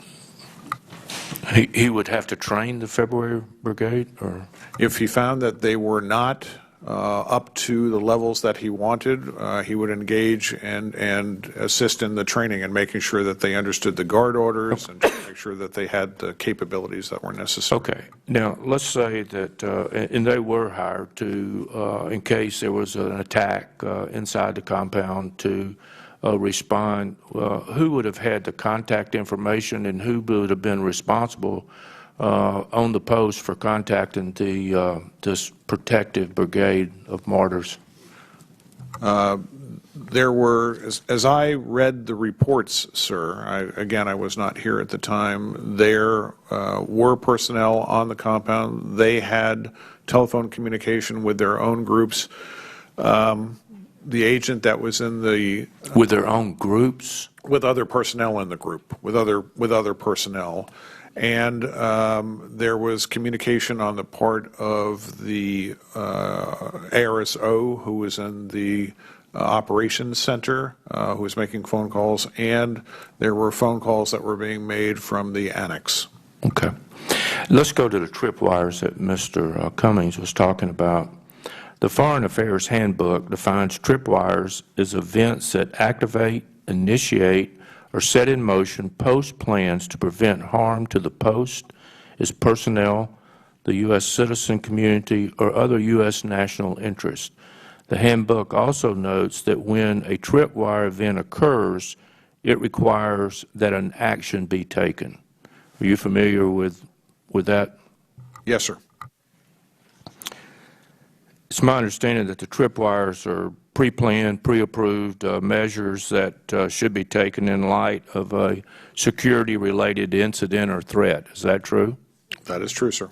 Has the State Department emphasized to post the purpose of having tripwires? Has the State Department? Having tripwires. Yes. When a tripwire is breached, meaning something bad has happened, that breach is the trigger to take specific action, is it not? At a minimum, it is a warning that the post must review what has occurred and then determine whether action needs to be taken, at a minimum. Take action rather than just requiring that they sit around and reevaluate the situation? Well, sir, tripwires are written in advance of activities, and we try to cover a wide variety of situations that could occur. Predicting the future and exactly what your actions are going to be is very difficult. I think the purpose of tripwires really is to indicate that, wait, something has just happened. This could be significant. We need to consider whether or not we need to take action in this case. Okay. As I said previously, it was normally a post activity. Now, once a tripwire is tripped, it is looked at both by the post and by the various sections in Washington. Would you consider a hole being blown in the perimeter wall of the temporary mission facility? Would you consider that a tripwire? I'd certainly say that's a good indicator, sir. Probably Okay. crossed a tripwire at that. And that event would have probably should have caused some action or discussion, correct? Yes, sir. Would an attack on another diplomat's coming into Benghazi that caused that country to pull out, would that have been a tripwire? I assume you're referring to the attack on the British ambassador, sir. I am. That's another tripwire, sir, yes. Okay. I certainly think that's an indication of security problems and instability. And so those were two tripwires that you would consider significant, would you not? Yes, sir. And what was done with the security after those two tripwires were tripped? Sir, as I said, I was not here at that time. I was not in diplomatic security. Well, you've read reports. I've read the reports. Yes, I am sir. aware that the RSOs were increasing physical security. They were engaged in building safe havens inside the facility. They had engaged in training with the guards, training routines. They had run drills with the annex. I think they were, from what I've read, they were doing the types of things that an RSO would do when he sees the situation beginning to deteriorate. Well, thank you for your testimony. Thank all of you for being here. And let's hope we can get some results out of this tragic event. I thank the gentleman from Georgia. The chair will now recognize the gentleman from California, Mr. Schiff. Thank you. At the outset, Mr. Chairman, I want to thank you for conducting the hearing today and for the way that you have worked with us to bring together witnesses and follow up on ARB recommendations. I greatly appreciate it. I want to ask you, gentlemen, something that cuts in a bit of a different direction than the questions you've had thus far, and that is, I serve also on the Appropriations Subcommittee on State and Foreign Operations, and I have an opportunity to meet with a lot of Foreign Service officers, both here in Washington and around the world. Many of them have described to me what they consider the Benghazi effect on their jobs, and by that they refer to such a heightened concern about security that many of them feel they cannot fulfill their mission anymore, that they are confined to a bunker, that they're not allowed to undertake things they think are necessary to their job responsibilities. And I think this sentiment was best expressed in June by Vice President of the American Foreign Service Association, Matthew Asada, who wrote, "Does our collective response to Benghazi threaten to make the Foreign Service less knowledgeable about the world, less effective on the ground, and ultimately less influential with the host country and the U.S. government itself?" That's a question that Ambassador Stevens might have asked. And I wonder if you could share your thoughts on it as we implement the recommendations of the ARB and of your panel. How do we make sure that we're not preventing our people from doing their job? We all acknowledge this is a dangerous thing, and as my colleague pointed out, our facilities have been attacked literally hundreds of times over the last couple of decades. It's happened in the past. It's going to happen again. We want to protect our people as best we can, but we want them to be effective. That's why they're there. If you each could share briefly your thoughts on, are we striking the right balance, or has the Benghazi effect meant that we are undermining the ability of our people to do their work? Congressman, you are going to the heart of the question of risk management and how do we implement risk management. I would tell you that over many years, with the support of Congress, we've made great strides in building safer and secure facilities so that an attack on a facility that could hurt everybody in one attack, we've done great things in terms of protecting that. And I think if you look at the number of attacks against our facilities and how few have actually been successful, most have been driven off with casualties by our security personnel or others only. We've made great strides in that. But we can't lock people inside embassies. The whole point of diplomacy is to get out. And I think we need to understand, and a lot of the processes that we've been talking about are at our highest threat, highest risk posts. We've got the most security. And in many cases, it will be the most restrictive for our Foreign Service personnel. But we've got to have the security programs in place to get them outside of the wall as well. And that means protective security details, and it means armored vehicles, and it means working with the host country's security services. Every single day that we run motorcades outside of our embassy in Kabul or in Iraq or in Sana'a or the ones that we ran in Tripoli, we were taking risks. But every single day we were judging what that risk was versus the need to get out, and making sure that we could balance those risks and that we were not running those motorcades or getting our people out for not very good reasons. They had to be very important reasons. In lower threat level posts, we're operating almost normally around the world.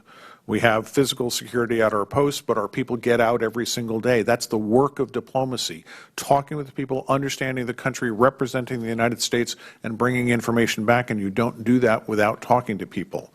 So I think all the efforts that we've made in terms of recognizing what are our highest threat, highest risk posts, doing risk management and making sure that we're getting the people out when we can, but understanding that if too many people get injured or it's too dangerous, we can't operate, or if we're negligent or we're not taking the threat seriously enough, we won't be there either.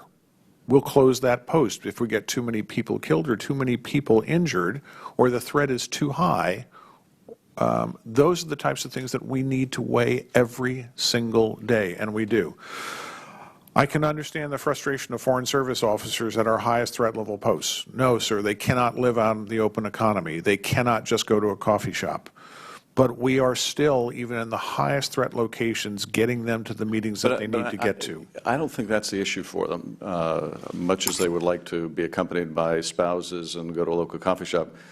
What they've expressed to me is not that, which they understand, but that they can't undertake the meetings they want in the places they need to go to have those meetings and have the contacts they need to be able to gather the information for our government, to be able to convey the U.S. position to people. They can't do their job because they're confined by an hyper-conservative point of view perspective back in Washington. And you get that feedback, and are there any situations where you feel the pressure has been such to be so risk avoidant that we're not allowing our people to do their job? I think in the immediate aftermath after Benghazi, there is a deep appreciation of that attack, and we may have, the pendulum may have swung the other way for a while.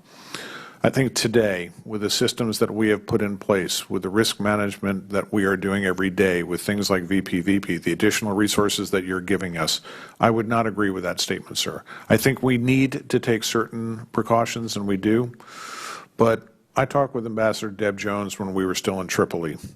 I talked with the ambassador in Sana'a about whether we're getting out enough and doing the things that we're doing. And they're saying, yes, we are, and it's the right balance.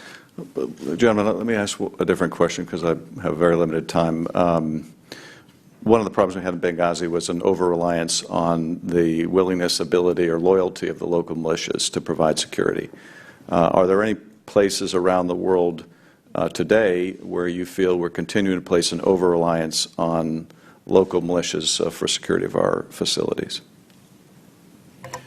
You know, that was something that, you know, we talked an awful lot about, Congressman, the fact that, you know, when you go into a situation like that, you have to be able to evaluate the will and the capability of a particular guard force.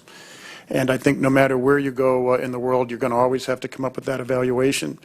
And if you don't have that will and you don't have that capability, no amount of money you're going to pay in that contract is going to resolve that. And that's why, again, it goes back to risk management. If you don't have those capabilities locally, you know, you have to go and bring them in yourself. And I can't speak to where they aren't, you know, who has them and who doesn't have them where in the world, but I really do think when you look at the reaction of that guard force, they're, you know, leading up to that, those tripwires that were spotted there. I mean, that was a real concern. And again, I just go back to there wasn't the will. There might have been the will, but there just was not the capability. Mr. Keil, on either question. Well, I think, first of all, sir, one of our recommendations, well, to start with, as Mr. Sullivan pointed out in his opening statement, when we first started with our panel, we thought we were going to look at these tactical issues of building bunkers and building higher walls. We quickly realized that wasn't the answer because that doesn't facilitate diplomacy. And we moved to the strategic and looked at the department and overseas posts and risk management. We asked ambassadors, deputy chiefs of mission, foreign service officers as we traveled overseas, tell us about the State Department's risk management process. Without exception, each one said there is none, and they make it up. And sadly, I think to this day, while they may be making progress, that's still a significant concern. Risk management process, as you indicated, sir, the Foreign Service is a dangerous business. We have to be out there. We have to do these things that are national security priorities, but we have to do it under a risk management process that's effective and sustainable and transparent. Thank you, Mr. Chairman. I yield back. Thank the gentleman from California. The chair will now recognize the gentleman from Ohio, Mr. Jordan. Mr. Keil, how many years of experience do you have in the security field? Approximately 30, sir. And how many years did you serve at the State Department in that same area? Almost 23. Did you get good evaluations, high reviews, strong reviews? Yes, sir. So good, in fact, I looked at your resume that you actually were put on the security detail to protect the Secretary of State. Is that accurate? Yes, sir. Secretary Warren Christopher and Madeleine Albright. Protected 2 Secretaries of State. And then your most recent service in the public sector was as Assistant Secretary at Homeland Security. Is that right? Yes, sir. And that's an appointment from the Obama administration? Yes, sir. You trust the agents in the field, Mr. Keil? I trust them implicitly. They know, they have the best perspective. They know the ground truth. They know what's going on. So their assessment, their instincts, they're the guys on the ground putting their lives on the line just like you did. So when they make a recommendation to the State Department, you take that seriously? Yes, I would. And are you familiar with the fact that the guys on the ground in Benghazi repeatedly asked for additional security and were repeatedly denied? Yes, sir, from what we saw. Routinely denied. They said, look, this thing's out of control. We need some more good guys here. And repeatedly asked for that, repeatedly denied. And it was worse than that, wasn't it, Mr. Keil? Possibly, yes, sir. Yeah, because what they asked for, they said, we need more, but what they had was actually reduced. Yes. Is that accurate? Yes. We heard about a year and a half ago testimony from Colonel Wood, who was on the ground in Benghazi, and he said this, quote, we were fighting a losing battle. We couldn't even keep what we had. Now, Mr. Keil, my guess is, you know, we're the United States of America. We got facilities all over the globe. And my guess is at every facility, the security people would say, we could use a few more folks here. We'd like a few more. My guess is that happens. But wasn't the situation in Libya and Benghazi somewhat unique? So when you look at the intelligence, the threat reporting, the deteriorating security environment, and the numerous incidents, yeah, I would prioritize Benghazi. Some have talked about, we had IED attacks, RPG attacks, assassination attempt on the British ambassador. This is as bad as it gets, and they said, we need more good guys here, and the State Department says, no, you're not going to get that. In fact, we're going to reduce what you had. If you were an agent on the ground in Benghazi at the time, Mr. Keil, would you have been lobbying for more help to come to Benghazi? I'd probably be doing more than lobbying. I'd be extremely frustrated and try to push every button I could possibly push. Flip it around. You're the guy at the desk in Washington. You get the request from these guys on the ground for more help. Would you have fought to make that request happen? As a matter of fact, sir, my last position with DS, I was the regional director for a DS regional bureau vetting those requests from the field. I would have put a significant amount of priority on Benghazi requests. Oh, so you had that job? Yes. Before the Benghazi, you had that job? Right, correct. And you would have went to bat for these folks? Yes, I would have. Mr. Keil, what's the Overseas Security Policy Board? Overseas Security Policy Board, it's an interagency board that is a genesis from the Beirut embassy bombings, the Inman Commission, which created the Diplomatic Security Service, the Inman Standards. It's an interagency board that creates physical security, technical security, procedural security requirements. So these were standards developed interagency. So they're the State Department standards, is that correct? State Department leads OSPB. And this resulted from the embassy bombing in Beirut where 63 people were killed, 17 Americans. Yes, sir. And were the standards followed at the Benghazi facility?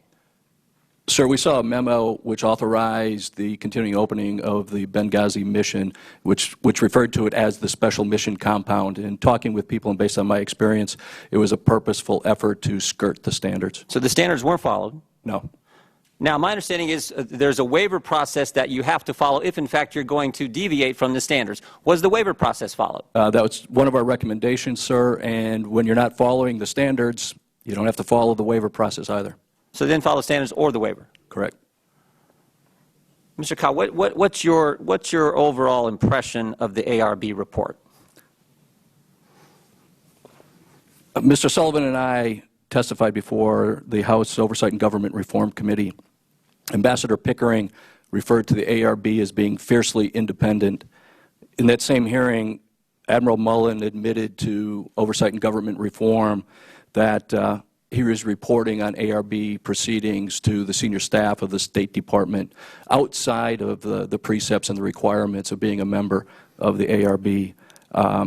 I don't think that fits anyone's definition of being fiercely independent. Do you don't think it was independent at all? Not based on what was. Frankly, I share your belief. I mean, when Secretary Clinton gets to appoint the co-chairs of the board, when Cheryl Mills calls them up and asks them to serve, when neither Secretary Clinton or Cheryl Mills are interviewed, when they get a draft report before it goes public, in essence, they get to edit the report before the rest of the world gets to see it.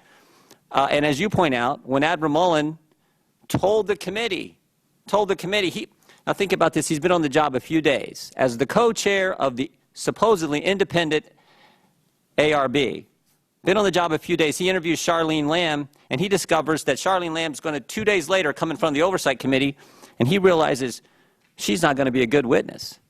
What's he do? Just what you referenced, Mr. Keil. He gets on the phone and calls the Chief of Staff to the Secretary of State and says, hey, Charlene Lamb's not going to be a good witness. She's not going to reflect well in the State Department. He gives a heads up to the very person he's supposed to be investigating. So, of course, this thing wasn't independent. I mean, think about, we asked Mr. Mullen, why do you care? Whether she's a good witness or a bad witness, your job is to get to the truth for the American people and for the families of those 4 individuals who lost their lives, not to give a heads up to the higher-ups at the State Department. So it was anything but independent. But there was one good thing that came out of the ARB, in my judgment, at least one good thing. They created the best practices panel that you and Mr. Sullivan sat on, right? Yes. And you guys made a whole bunch of recommendations. Yes. How many recommendations again? 40 recommendations. 40 recommendations, and some of them are more important than others. Is that right? Yes. And the most important one is which one?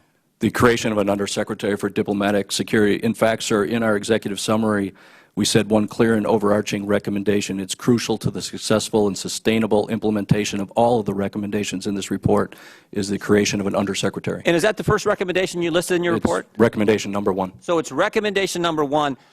Most of the others hinge on the implementation of that recommendation. Yes, sir. It's designed to give accountability and responsibility to one particular person at the State Department. Is that correct? To identify those who are. Yeah, something Ms. Yes, Brooks sir. talked about in her Ms. Brooks talked about in her opening questions. Yes, sir. Designed to give accountability and responsibility to someone at the State Department. And is this the first time that this recommendation has been put forward, Mr. Keil? No, sir. Our board was, or our panel, excuse me, was a bit surprised to actually uncover a memo from now 15 years ago that Secretary of State Madeleine Albright had signed after the East African embassy bombings, ordering the creation of an Undersecretary for Diplomatic Security. So we have the Overseas Security Policy Board created after Americans were killed in Beirut. Sir. That wasn't followed. we have a recommendation from Madeleine Albright, a lady you protected, that says we need to create an undersecretary after Americans were killed in the East African embassy bombings. Yes, sir. And that wasn't followed.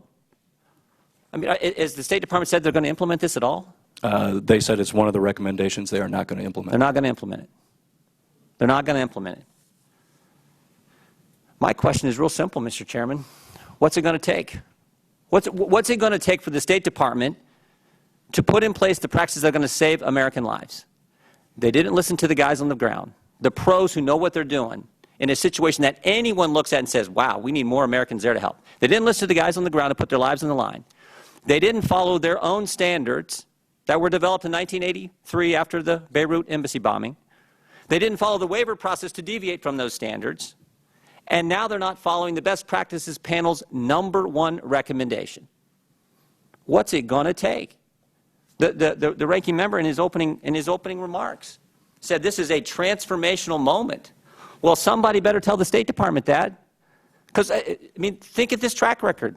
I hope it is I hope the members are right. I hope they get it. But if they're not going to listen to two guys with the experience that Mr. Keil and Mr. Sullivan have, and say the one thing we need, the one main thing we need, is this person of accountability. The one main thing that everything else hinges on. I mean, talk about the arrogance of the State Department. So hopefully one of the things this committee can do is at least convince them to follow these guys, what they said. At least convince them of that. Mr. Keil, thank you for your service. It's an amazing record what you've done for our country. Mr. Sullivan, yours as well. We appreciate the work on the best practices panel. 42 seconds, I would yield. Why don't you ask the question of the State Department? I mean, you can ask him that question. Yeah. The way this works, reclaiming my time? You're welcome to do it, Mr. Chairman. I think you spent a lot of time on Mr. Starr. I chose to focus on Mr. Keil, who's got 30 years of experience, appointed by the Obama administration, 23 years in the State Department, viewed so highly that he was actually on the protective detail for Secretary of State Warren Christopher, Secretary of State Madeleine Albright. I chose to use my 10 minutes on Mr. Keil. The minority can use their 10 minutes on whoever witness they want. In fact, this was a hearing they called. You can handle however you want to. With that, I yield back, Mr. Chairman. Thank the gentleman from Ohio, and now recognize the gentlelady from California, Ms. Sanchez. Thank you, Mr. Chairman, and thank you to all the witnesses for joining us for what I hope will be a productive and a forward-looking hearing on what can be done and what is being currently done and what we have yet to do in terms of trying to prevent a tragedy from Benghazi from happening again, or at the very least minimizing the potential for something like that to happen again. I am going to begin my questions sort of in the same realm of where the questioning left off, talking about the security accountability framework within the Department of State. The best practices panel, which was led by Mr. Sullivan, determined, quote, clearly defined accountability and responsibility for security at every level is fundamental for effective security management within an organization. And the panel recommended the development of an accountability framework. Is that correct, Mr. Sullivan? Put it down to 20 minutes now. Yes, ma'am. In response to that recommendation, the department created a security accountability framework that the department explained clearly defines key actors, their roles and responsibilities, and governance mechanisms. Mr. Starr, I'd like to begin with you. Can you please describe the responsibilities at each of the various leadership levels? I think the first leadership level starts with the Secretary of State. The Secretary acknowledges that he is ultimately responsible for the security of our personnel overseas. Beneath that, in the accountability framework, the next person that has the direct responsibility for security is me, Assistant Secretary for Diplomatic Security. And I would have to say that we looked long and hard at the recommendation of whether it needed to be an undersecretary position or an assistant secretary position. It was a recommendation by the panel. The department looked at this very seriously, ultimately weighed all of the points behind it, and made a decision that what was probably more important is whether or not I, in my position, had the direct access to the secretary that was necessary.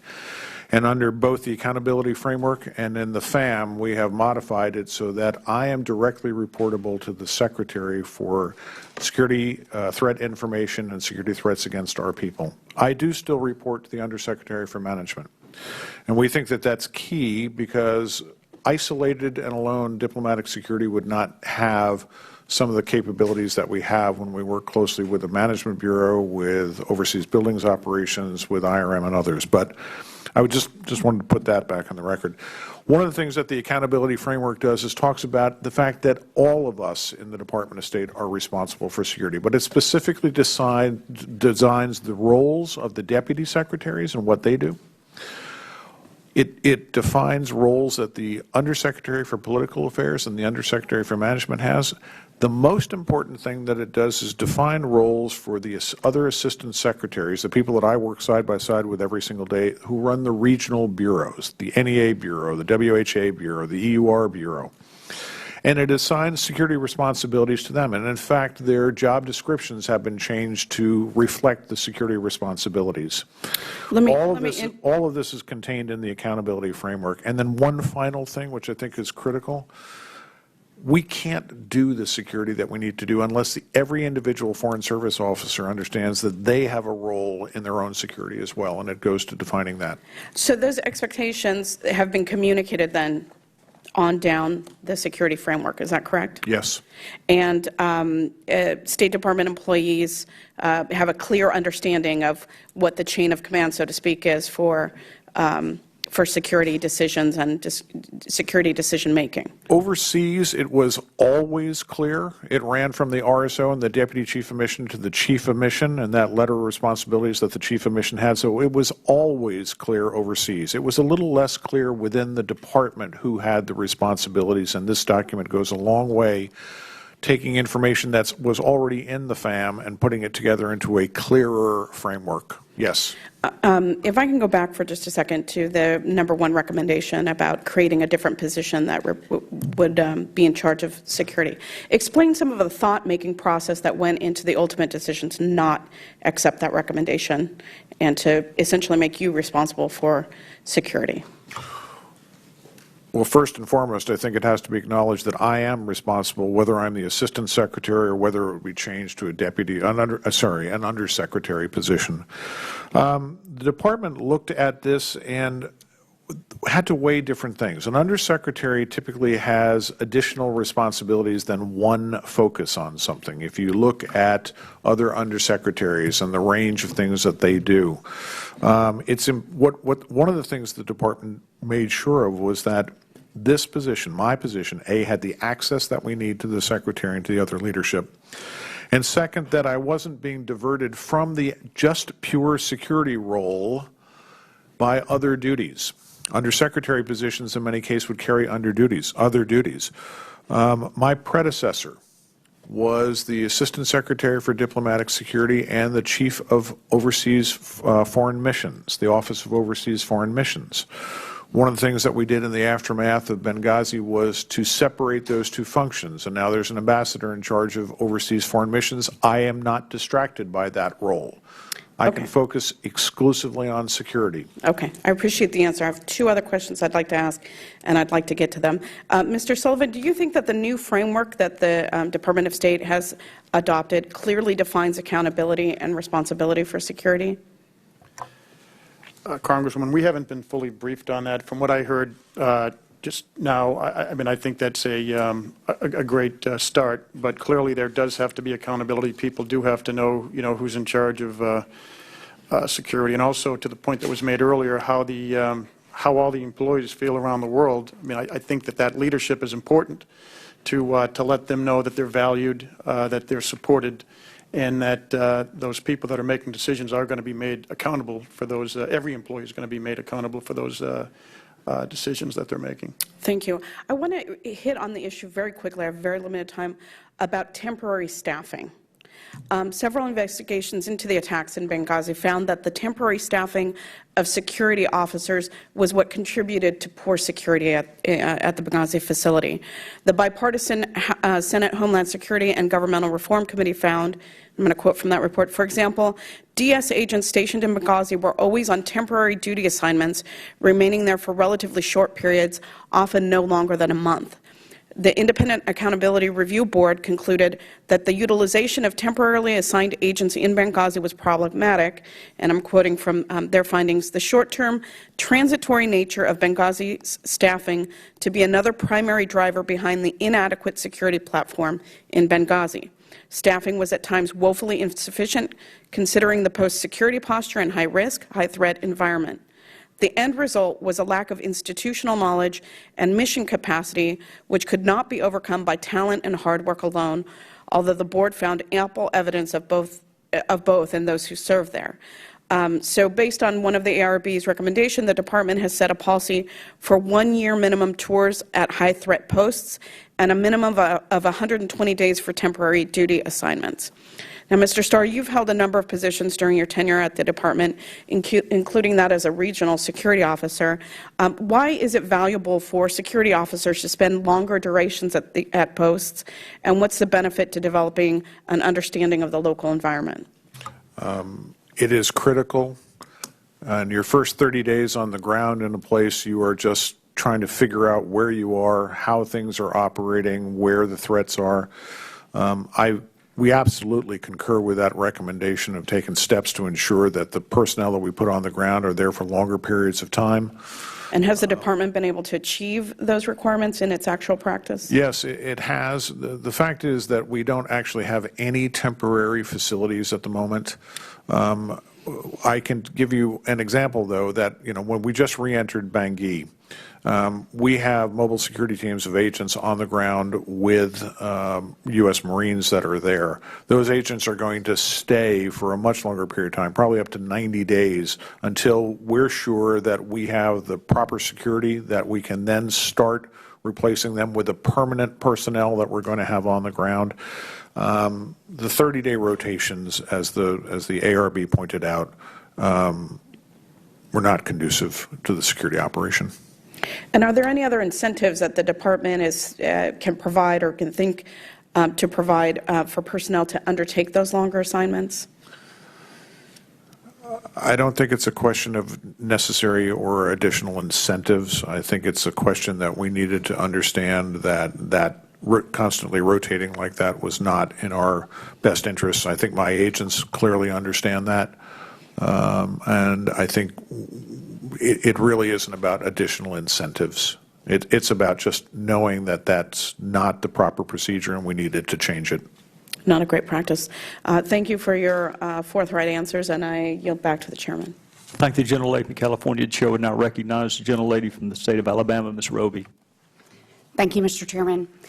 Returning to the questioning of Mr. Jordan about the waiver process briefly, Mr. Starr, the Overseas Security Policy Board sets the physical security standards that must be met. And it's also my understanding that they're either temporary, interim, or permanent, correct? Yes.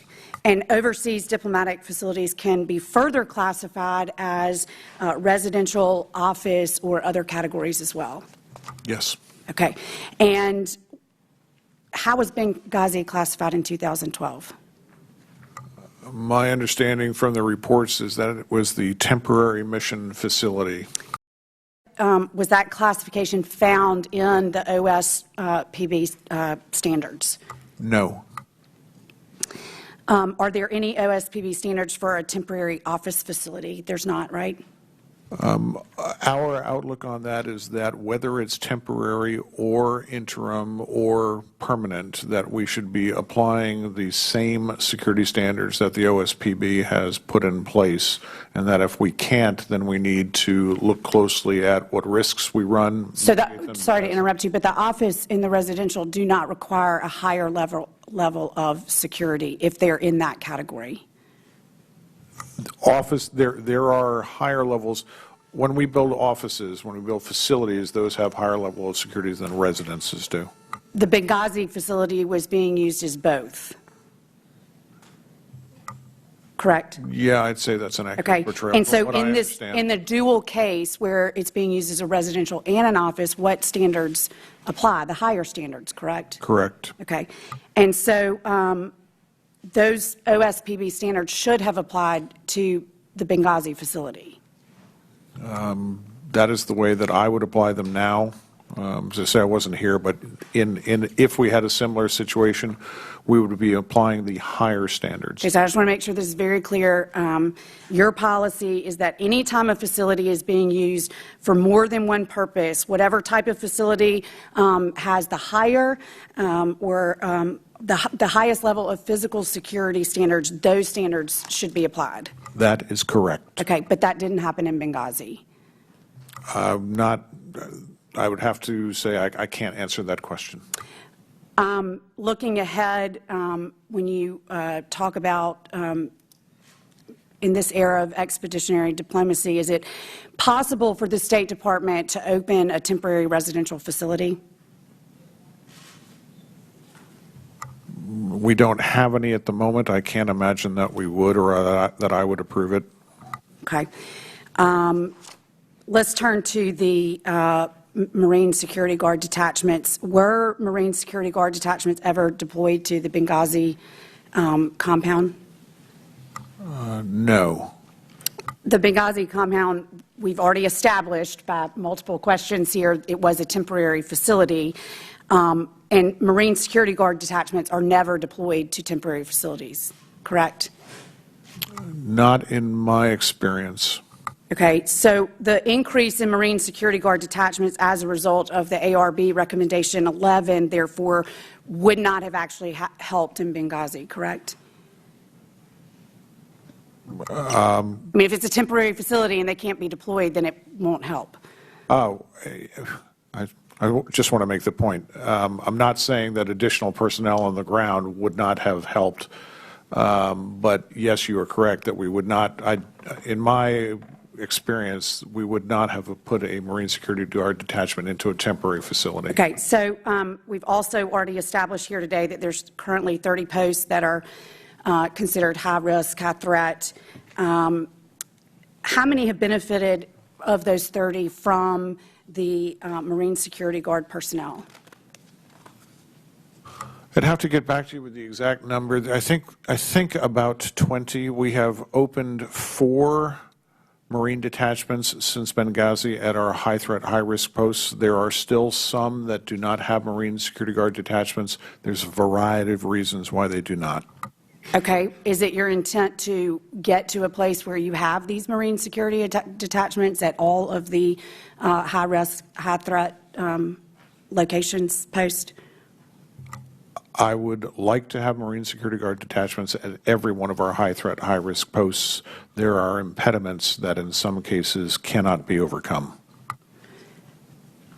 How, at the ones that currently do not have the Marine Security Detachment, how exactly does the department plan to augment security at these high risk, high threat without highly trained Marine Security Guards? In some cases, we have made up by using diplomatic security agents. In some cases, it's a mixture of diplomatic security agents and other security elements that we have within diplomatic security. In some cases, we have made risk-managed decisions where we have taken personnel out and lowered our presence. Some cases, our families are not there, or we lowered the number of employees to minimum numbers. In many cases, we make representations with the host governments, and now we analyze whether or not the host government has both the capability and the will to provide the necessary level of protections. And if we find that we don't have those types of protections, or we think that the risks are too high, then we won't be there. Okay. If an ambassador at a high-risk, high-threat post picks up the phone and calls the 7th floor of the State Department today asking for additional security, physical or personnel, who ultimately makes the decision to grant or deny that request? Mr. Starr. The last person in the chain would be me. The request would probably not go to the 7th floor, it would probably go to me on the 6th floor, or it would go through the RSO to our personnel. But I can tell you that today I have available mobile security teams to deploy. We work very closely with... Right, but ultimately, I'm asking who makes that decision? It can be approved at lower levels. What's the lowest level it can be approved? I think the lowest level would be the regional director of the Diplomatic Security. And if an ambassador sends a cable, would it be the same, rather than picking up the phone, it would be the exact same? Exactly the same. Okay. And would the decision-making process change if it was not a high-risk, high-threat post? No, it would not. Okay. And was Benghazi considered high-risk, high-threat, or a critical threat? Pardon me. I actually don't know what the rating was of Benghazi. We did not have the 30 identified high-threat, high-risk posts list at that point. Well, who denied the additional diplomatic security personnel requested in Benghazi by those who were working and living there and in Tripoli? Who was the person that denied that? I'm going to have to refer you back to the results of the ARB. I came back 5 months after the attack. Well, what I'm trying to get at is that same person who was also responsible for ensuring the physical security in Benghazi, is that the same person that's vested with that responsibility today? I think the board pointed out that there were lapses in judgment on the part of the director and several others, including the director for international programs. Okay, if a DS agent at the post writes back to headquarters requesting additional physical security upgrades or increased personnel performing security duties, who is responsible for making the decision to deny or grant that request from a DS agent? I think the first thing that would happen is that the discussion would go on, is this an individual request from DS? Has it been vetted through the Emergency Action Committee at the post? Is this a post request? Okay. And is it affected by whether you've categorized this as a high-risk, high-threat? We pay more attention to our high-threat, high-risk posts on a daily basis, but I would tell you that any request for additional security resources for any of our posts overseas is going to be met with immediate action. We would make decisions on how we can best fulfill those requirements. So, to get to the point, even if a post is not high-risk, high-threat, we know in certain parts of the world things are very volatile and can unravel in a moment's time, despite threat assessment or not. And what I'm getting at is the department now, today, in light of what happened in Benghazi, prepared to pay better attention when the folks on the ground are saying we need help, and which was not what happened in the days and weeks leading up to the attack in Benghazi? My answer to you is unequivocally yes. That is what I have been spending my time since February 1st in 2013 on, making sure that we have the resources, the programs, the knowledge, the capabilities to respond quickly and effectively to any cry for help. Moreover, not just to respond to the cries for help, but to try to better place ourselves before those come in and make sure that we're ready for these things. Thank you. Mr. Chairman, I yield back. Thank the gentlewoman from Alabama. The chair will now recognize the gentlewoman from Illinois, Ms. Duckworth. Thank you, Mr. Chairman. As a member of the Oversight and Government Reform Committee and also the Armed Services Committee, I've spent a great deal of time working on working my way through all of the reports on the attacks in Benghazi. And as the committee begins our work here today, I think the most appropriate way that we can honor the brave Americans who lost their lives in Benghazi is to make sure that we learn from those past mistakes and never, ever make them again. And I heard that from the family members as well. Let's never let their buddies down the way we let their family members down. And so I want to go back to this the discussion on the security and interagency cooperation. But first, you know, Mr. Keil, I was there the day that Admiral Mullen testified, and I have to disagree with you. You may question his professional integrity, but when Admiral Mullen, a man who served in Vietnam, 43 years of military service defending this great nation, comes before a committee and swears an oath of office and says, and then testifies that he was fiercely independent in the ARB, I would tend to believe him. And in fact, the ARB was incredibly scathing of the State Department in its report. And I want to go to that report. Mr. Starr, I just want to follow up a little bit on what my colleague, the gentlelady from Alabama, her line of questioning about the Marine Security Guard details. So if you don't have, if you have a post that does not have a detail, because they're not at a temporary facility, for example, can you talk about other details that can be there? Are there other military options that can be assigned to those temporary details? You talk about the mobile security teams, Marine augmentation units. Are there other options if the Marines can't actually be assigned there full-time? Yes, there are other options. We currently are trying to expand 35 more detachments. But it should be noted that at the moment we have more than 275 diplomatic facilities, counting the embassies, consulates, and consulate generals. We have only 173 Marine Security Guard detachments. We have never had enough Marines, nor will we ever, to cover every single post. And in many of our posts around the world, if we put a Marine Security Guard detachment in, we'd probably have more Marines than we had Foreign Service officers at some of these places. So we carefully look at where we need to use this scarce resource. We have had excellent cooperation from the Marine Corps in terms of augmenting the different units and getting more detachments. As I say, we have opened 17 more detachments since Benghazi, on our way to opening 35 totally, and we should be done by the end of next year. Additionally, the Marines have created something called Marine Security Augmentation Units, where we can send additional Marines in under the rubric of the Marine Security Guard program that helps us where we have different situations. But the thrust of your question was, what do we do in places where we don't have Marines or we don't have permission to send Marines? We have different capabilities. We have diplomatic security agents that are high threat, high risk trained, our highest level operators, mobile security operators.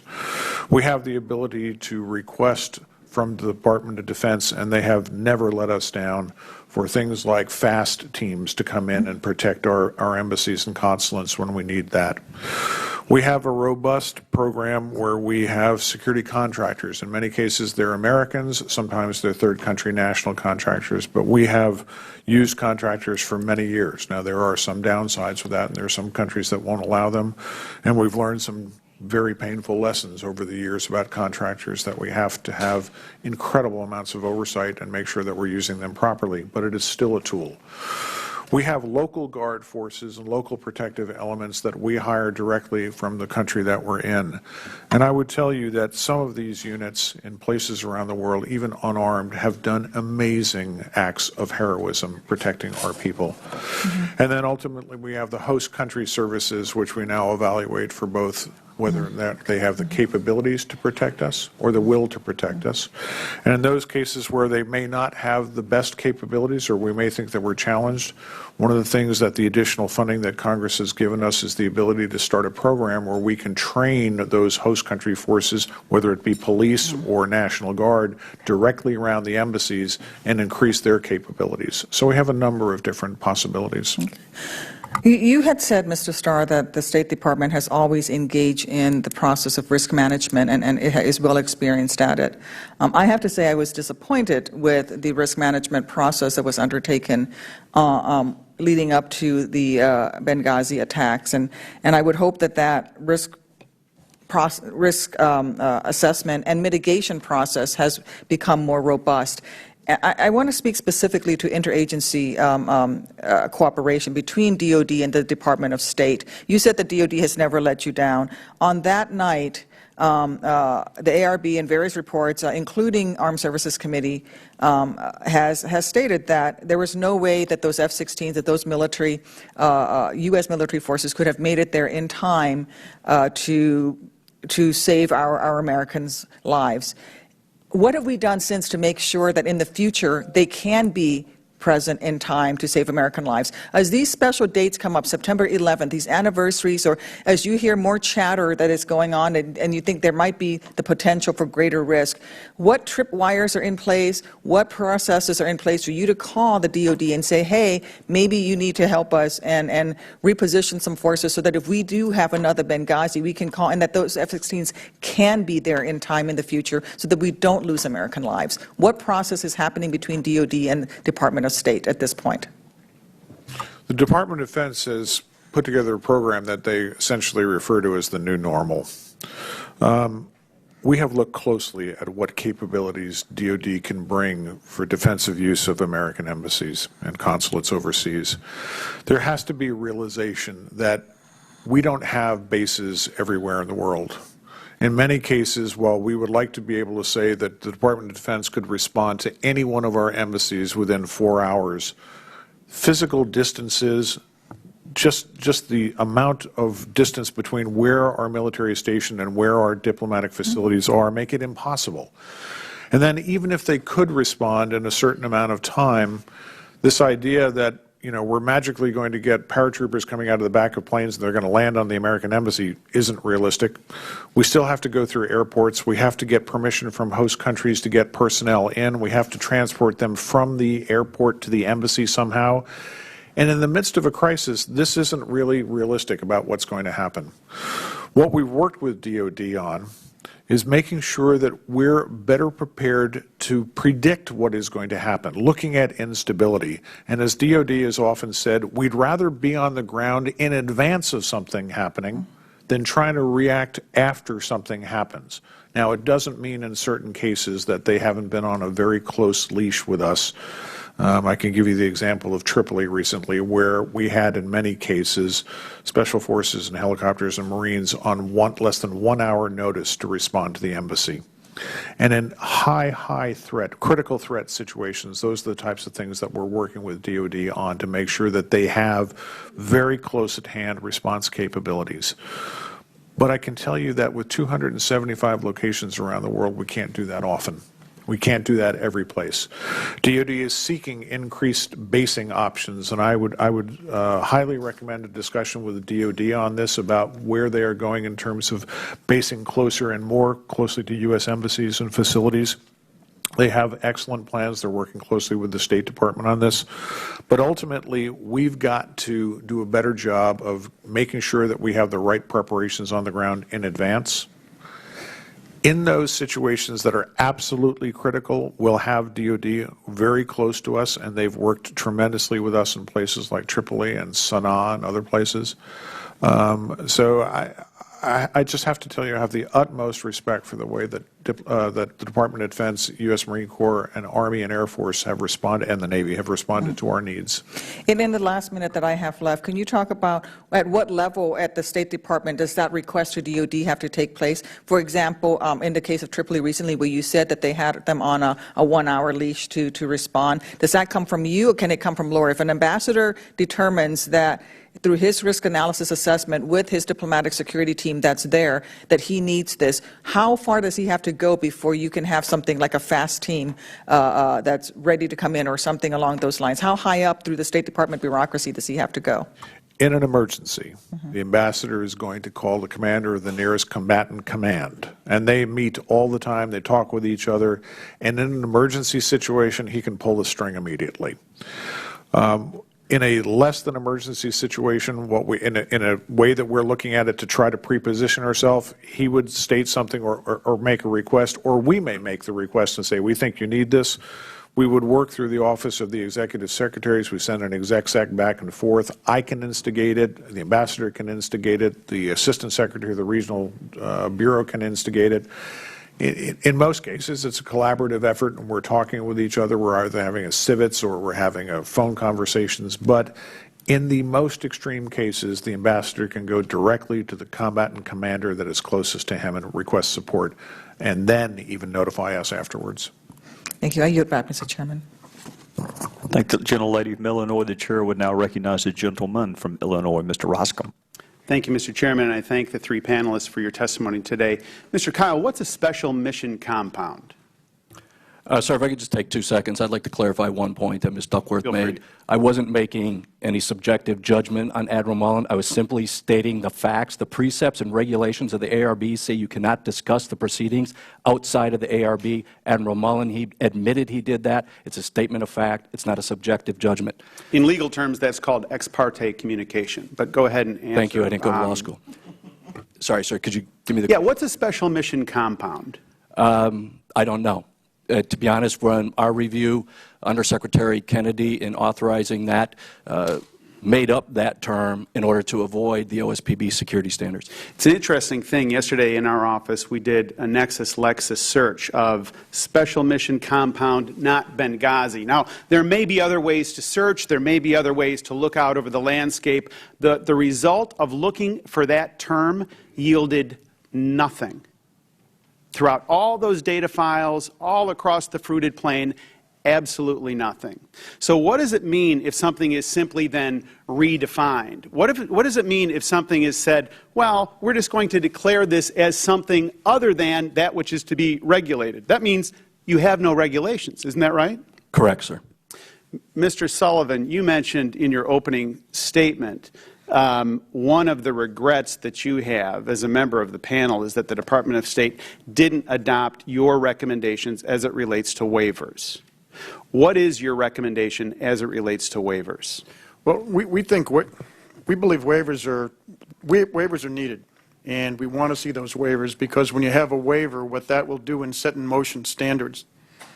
And people all recognize that once you have those standards, you have to meet those standards. What we saw in this particular instance was, since there were no standards, there was no waiver, there really were no standards set, and I think somebody brought up the fact before that there were a lot of people coming in there TDY, and some very dedicated people, some very hardworking people, and some extremely well-intentioned people and dedicated people. However, these were people that were extremely inexperienced, and they were coming in for 30-day periods. And they would come in for 30 days, they would identify vulnerabilities, they would take care of that vulnerability, and then the next person would come in, and that process would continue. And so you're saying you need an orderly process by which things are waived, not declarations on the part of the Department of State that it's all waived. Is that right? Right. It goes back to what we talked about before, risk management. And, in its simplest terms, risk management is all about identifying the threat, identifying the vulnerability, and then coming up with the mitigation for that threat. And we just did not see that formalized process ongoing. Secretary Starr, question. You said earlier in answer to Congressman Smith that on Benghazi they didn't get the threat information. Now, I understand that threat information may be a term of art, but to Mr. Westmoreland's point earlier, certainly a bomb blowing up on the side of a wall, the whole litany of events that took place beginning March 18, 2012, until the first time there was a communication from Ambassador Stevens, isn't that enough information? So you're not saying nobody was aware of the nature of the threat. Is the threat a term of art?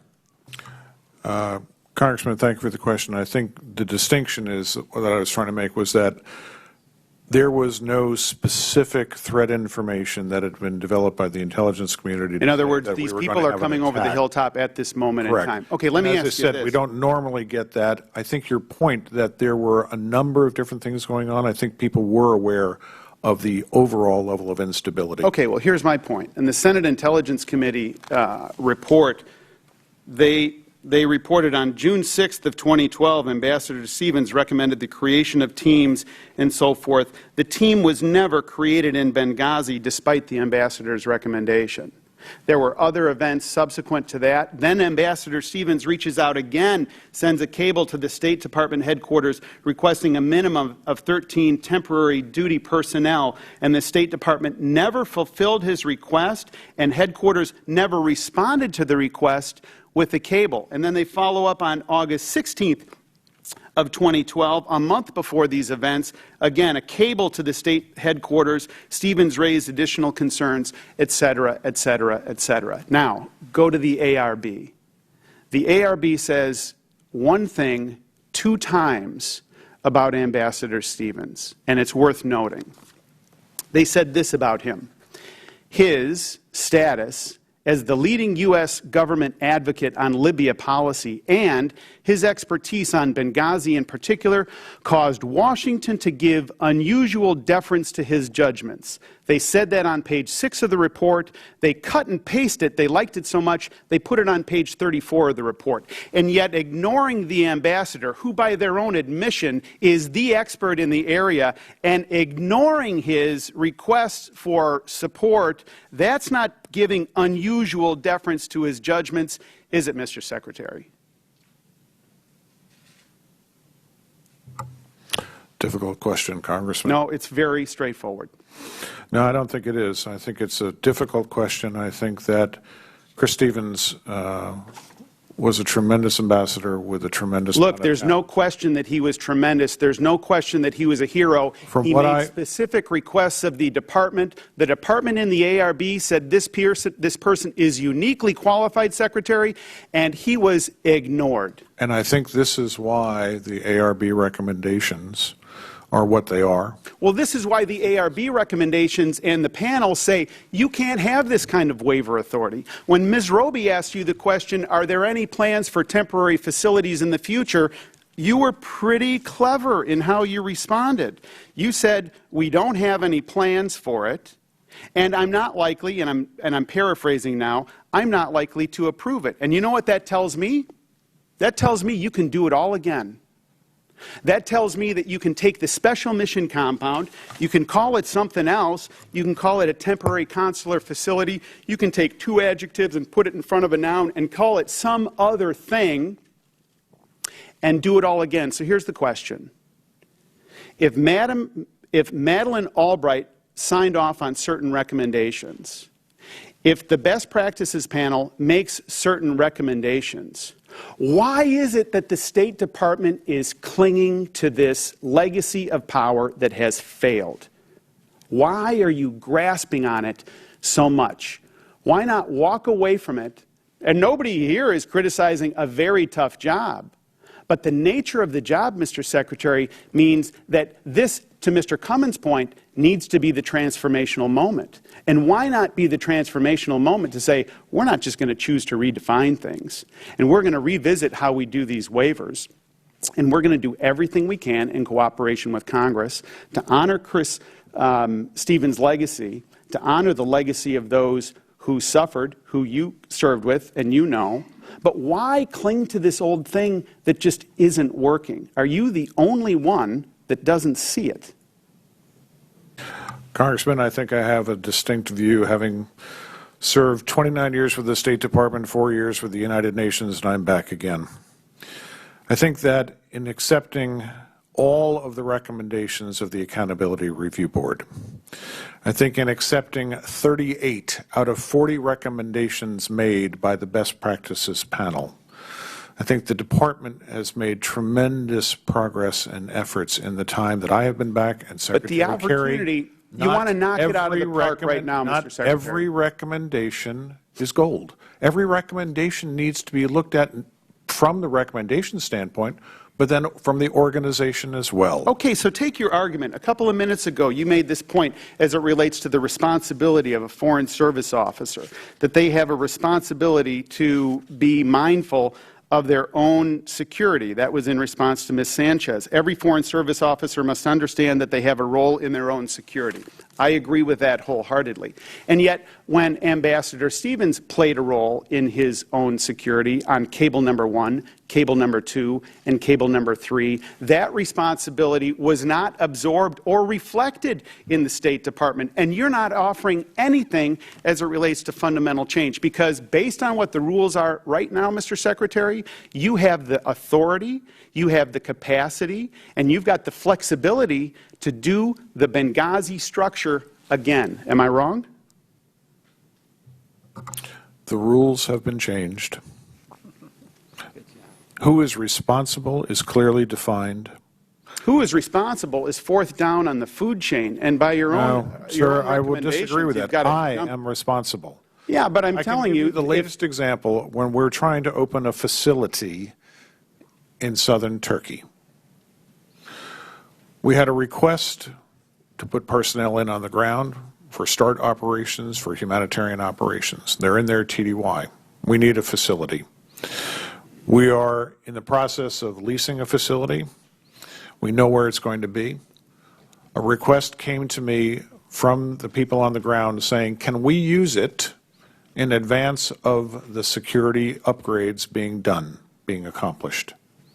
My answer, no. Okay, that's beautiful. And in light of Mr. Cummings' response and his admonition to us that we're here for a season, you're going to be there for a season. And in another season, someone is going to succeed you. And in that new season, when someone with your judgment and your deference doesn't have that level of capacity and they don't have your kind of stick and your background, they're going to be under tremendous pressure and they're going to say yes. I yield back. Chair, thanks the gentleman from Illinois and recognizes himself. It strikes me that there are at least two issues at play, two major issues. Number one is the efficacy of the ARB process itself, whether or not it is in our best interest to allow any entity to essentially grade its own papers. We don't do that in any other category of life. We don't get to sentence ourselves when we're in court. We don't get to grade our own papers in a classroom. The other aspect of the efficacy of the ARB is who they interviewed and who they didn't interview, whether or not they have to accept recommendations or don't have to accept recommendations. That's a separate issue to me, is whether or not the ARB process works, whether or not it has shortcomings. The second issue is, let's assume arguendo that the ARB process works. Let's just make that assumption for the sake of argument. Is anyone following the recommendations of the ARB? So, Mr. Secretary, I want to read something to you. We are disturbed at the inadequacy of resources to provide security against terrorist attacks.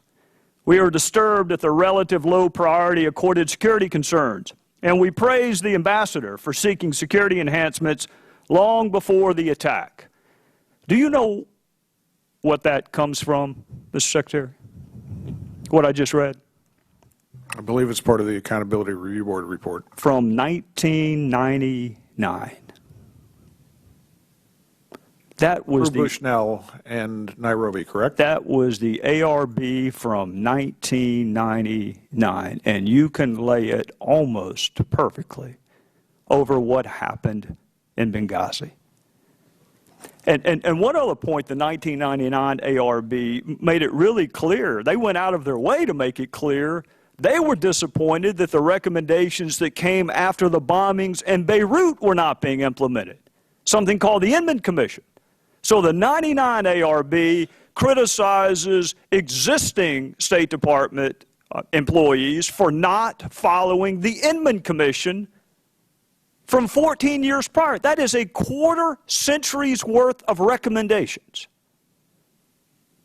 And yet here we sit. So what I want to do, because I honestly commend Mr. Schiff. It was a wonderful idea, and I thank each of you for coming. But giving the inescapable interconnectivity between recommendations made after Beirut and after Eastern Africa and now after Benghazi, we're going to look at some of those past ARB recommendations. And I'll give you one, Mr. Secretary. For diplomatic buildings abroad not meeting Inman, of course, Inman being, again, Beirut bombing, not meeting Inman standards, essential physical security upgrades should be made immediately. That was the recommendation of the 1999 ARB. Mr. Secretary, I'm going to read you another one. This goes to Mr. Cummings' point, which I thought was a wonderful point. Diplomatic petitions should be made to all governments with whom we have relations to remind them of their obligation to provide security for our embassy.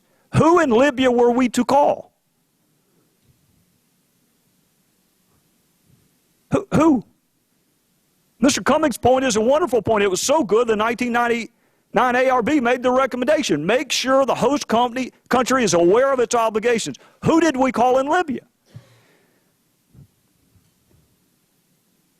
Question, sir? Yeah, when I pause, that's generally an indication I'm waiting on you to answer, but I'll make it more clear in the future. I think this is the heart of the question. There are times when, for the national interests of the United States, we are going to have diplomats humanitarian programs, rule of law programs, and other things in places where the host country does not have a government. Mr. Secretary, and in those cases, we must take the lessons from this ARB. Was there a government in Libya for us to contact? No, not at that time. All right. So that recommendation of the 1999 ARB, we were not able to do. Let's move to one that perhaps we were able to do. This was also a recommendation from the 1999 ARB. And again, the ARB is presented to us as a panacea. I mean, that's the evolution of what happens, is there's an attack, there's a blue ribbon panel, we're going to study it, we're going to make recommendations, and this is never going to happen again. So back to the 1999, the Secretary of State should personally review the security situation of diplomatic facilities, closing those which are highly vulnerable and threatened. Why do you think the 1999 ARB went out of its way to use the word personally?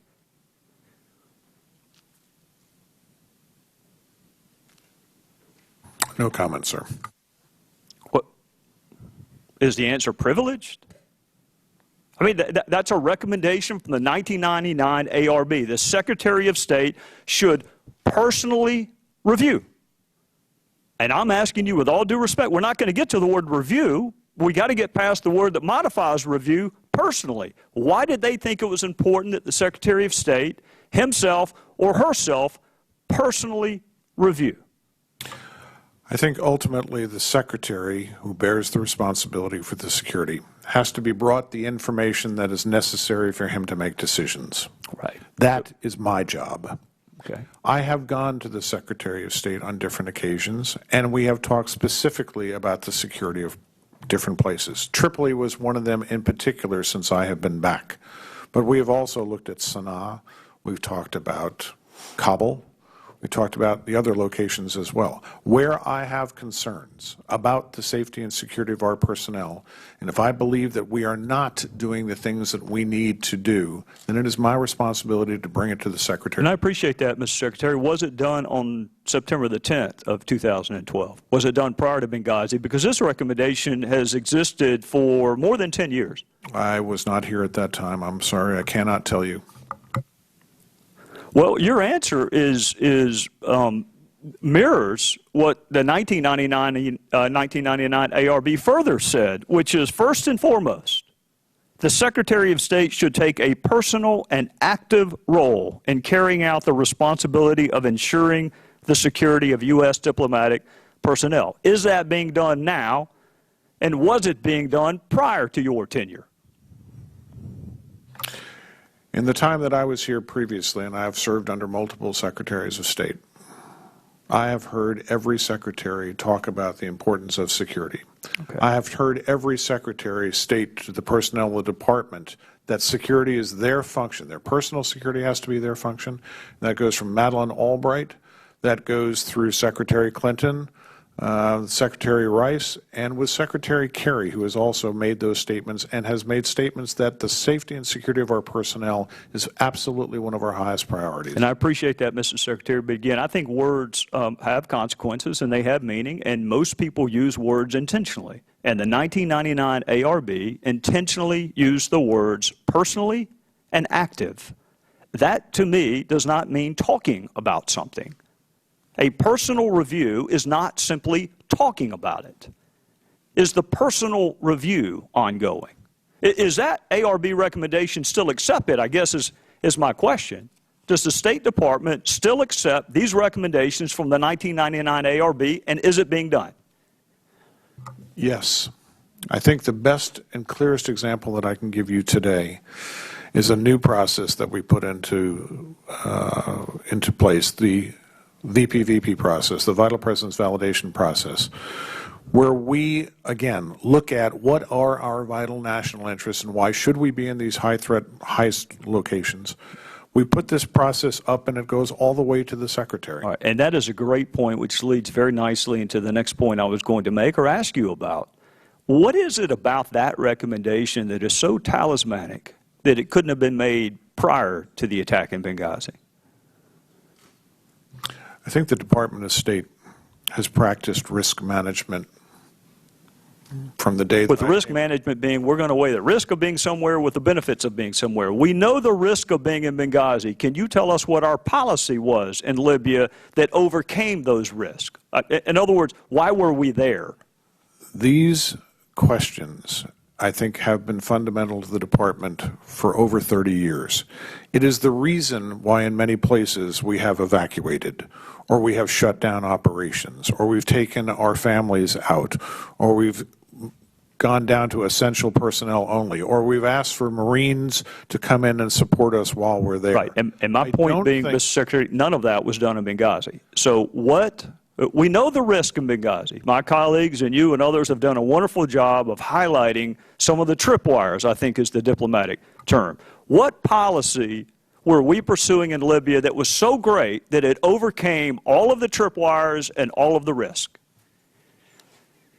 Not being here at the time, sir, I cannot answer that question for you. I do believe, personally, from my time at the United Nations, that many of us understood that if we lost the eastern half of Libya, that if we lost the confidence of the people after the revolution in Libya, that we were going to pay a terrible price. And I don't want to put words into Chris Stevens' mouths. I think he was an immensely talented diplomat, and I was not here at that time.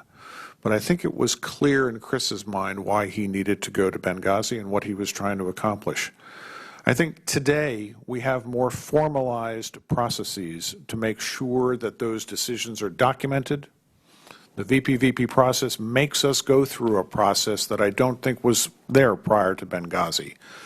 I think the results of the Accountability Review Board and the Best Practices Panel and the recommendations that we've accepted ensure that as we go forward, we've got a clearer, more precise, more mandated process for risk management. But I would tell you, sir, that every single day for the years that I was with the Department of State, we were weighing the safety and security of our personnel versus what our national security priorities were. And I think that's a fundamental tenet that you will find that everybody in the department agrees with. Well, I appreciate you bringing the hearing towards its conclusion back to Chris Stevens and back to the other four who lost their lives. But Mr. Stevens was equally clear that he needed help. He was equally clear that the situation was getting worse in Benghazi. He was equally clear in asking the people who sent him there to represent us to provide adequate security, and none was forthcoming. With that, I would recognize the ranking member for his closing remarks. So I want to thank you all for being here today. I thank all of you. One thing I want to remind all of us is that we are Americans. Everybody trying to do the best they can to protect our people. When we look at what happened in Benghazi, there are a lot of lessons to be learned. The question is not only have we learned them, but then how do we address them? And, you know, quarterbacking, what is it called, Monday morning quarterback. I think when you look back on things a lot of times, you realize the things you could have done differently that probably would have made things better. But, you know, we cannot bring back the past, but I think we can make a difference right now. It's clear that our diplomats are in some very dangerous situations. I think we all agree on that. And so now we've got to figure out how we go about protecting them even better than we have in the past. And so that's why, Secretary Starr, I asked you about coming back to us and letting us know exactly, you know, what you're working on, those things that you still have to do. and reporting back. It is so important because when all the dust settles, the question is what do we accomplish? You know, I've been here 17 years, and I've seen a lot of arguments back and forth. But I think we must concentrate on being effective and efficient and getting something done. The arguments that have been made and the frustration that you hear from both sides, trying to figure out what happened. And I believe that everybody is acting in an honorable way with great intentions. But I want you all to understand we're just trying to figure out what happened so that we make sure if there were things that went wrong or could have done better, that it does not happen again. That's what it's all about. So, Mr. Chairman, again, I want to thank you for this hearing. And I want to ask you to do something for me.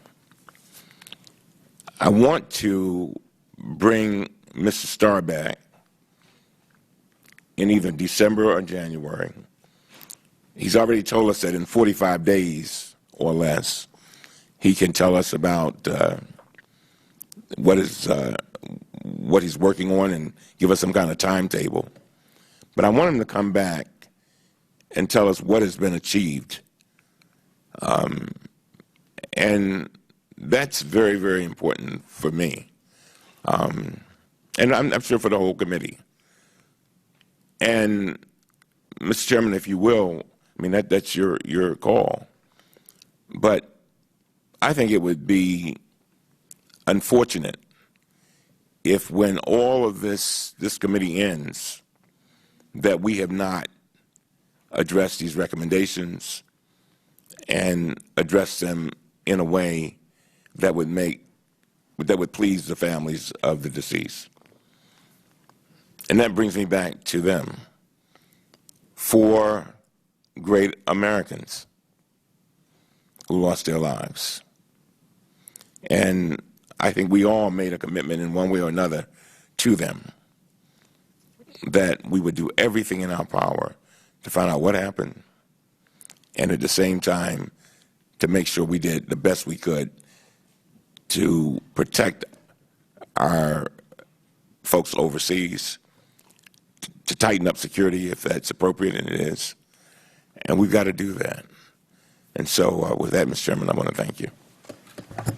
I want to thank the gentleman from Maryland for all of his help and, frankly, getting ready for this hearing and the cooperative nature with which he has always worked with me. And I think it's an excellent idea. We will work with the Secretary. I don't want to pick a date that is inconvenient with his schedule. December suits me better than January. I'd rather do it sooner rather than later. But we will work with the Secretary, and I will work with you on the nature of whether or not that would be a hearing with all of our colleagues, whether or not that would be with just you and me. We'll work all that out, but I will pledge to you it will be done, and it will be done in December if it suits his schedule. And I also want to just say this. I mean, we were given 2 different tasks, and I say we, the House voted for us to be in existence. Find out everything that happened before, during, and after the attack in Benghazi, and then do everything, and the Speaker's been very clear in my conversations with him about this, do everything you can to make sure that it never happens again. And part of that is taking recommendations that have been made in the past and asking whether or not they've been implemented. The other part of that, frankly, is anticipating things that might possibly happen. We do not have to wait on a tragedy to make recommendations. And I noted Mr. Cummings during the Secretary's opening statement. I'm not minimizing this at all. If it comes across as me minimizing it, I am not. But he mentioned that they were partnering with the New York Fire Department. That's a great idea, but it does necessarily lead some of us to conclude, why could that not have been done previously? I mean, fire's been around a long time. It's been a weapon for a long time. Why now? And it's not fair for me to ask him, which is why I didn't ask him. But the notion that we have to wait on something bad to happen before we can act to do something that all 12 of us agree ought to be done. So, again, I thank all of my colleagues. I want to thank Mr. Schiff again for giving me this idea. I hope he'll share some others with me. And again, as we adjourn, I want to adjourn in memory of Chris Stevens, Sean Smith, Ty Woods, and Glenn Doherty, and pledge a process that is worthy of their memory and one that our fellow citizens can respect regardless of their political ideations. And with that, we are adjourned.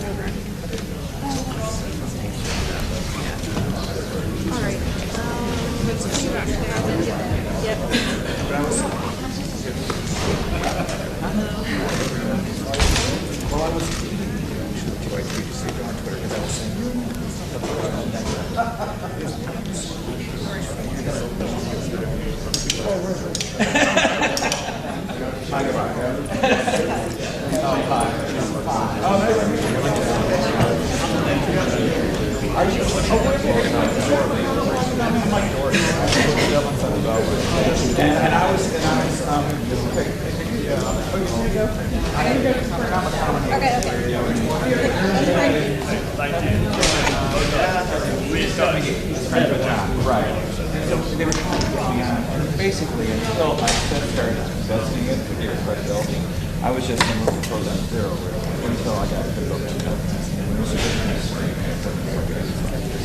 but it's true. Oh, please, I will send you the book. What's going on? You were. Yeah.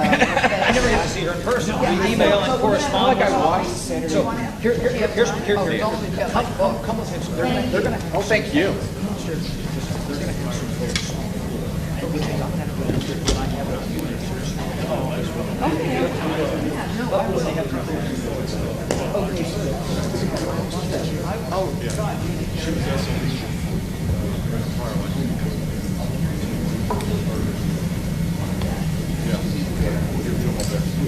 I'll see you around.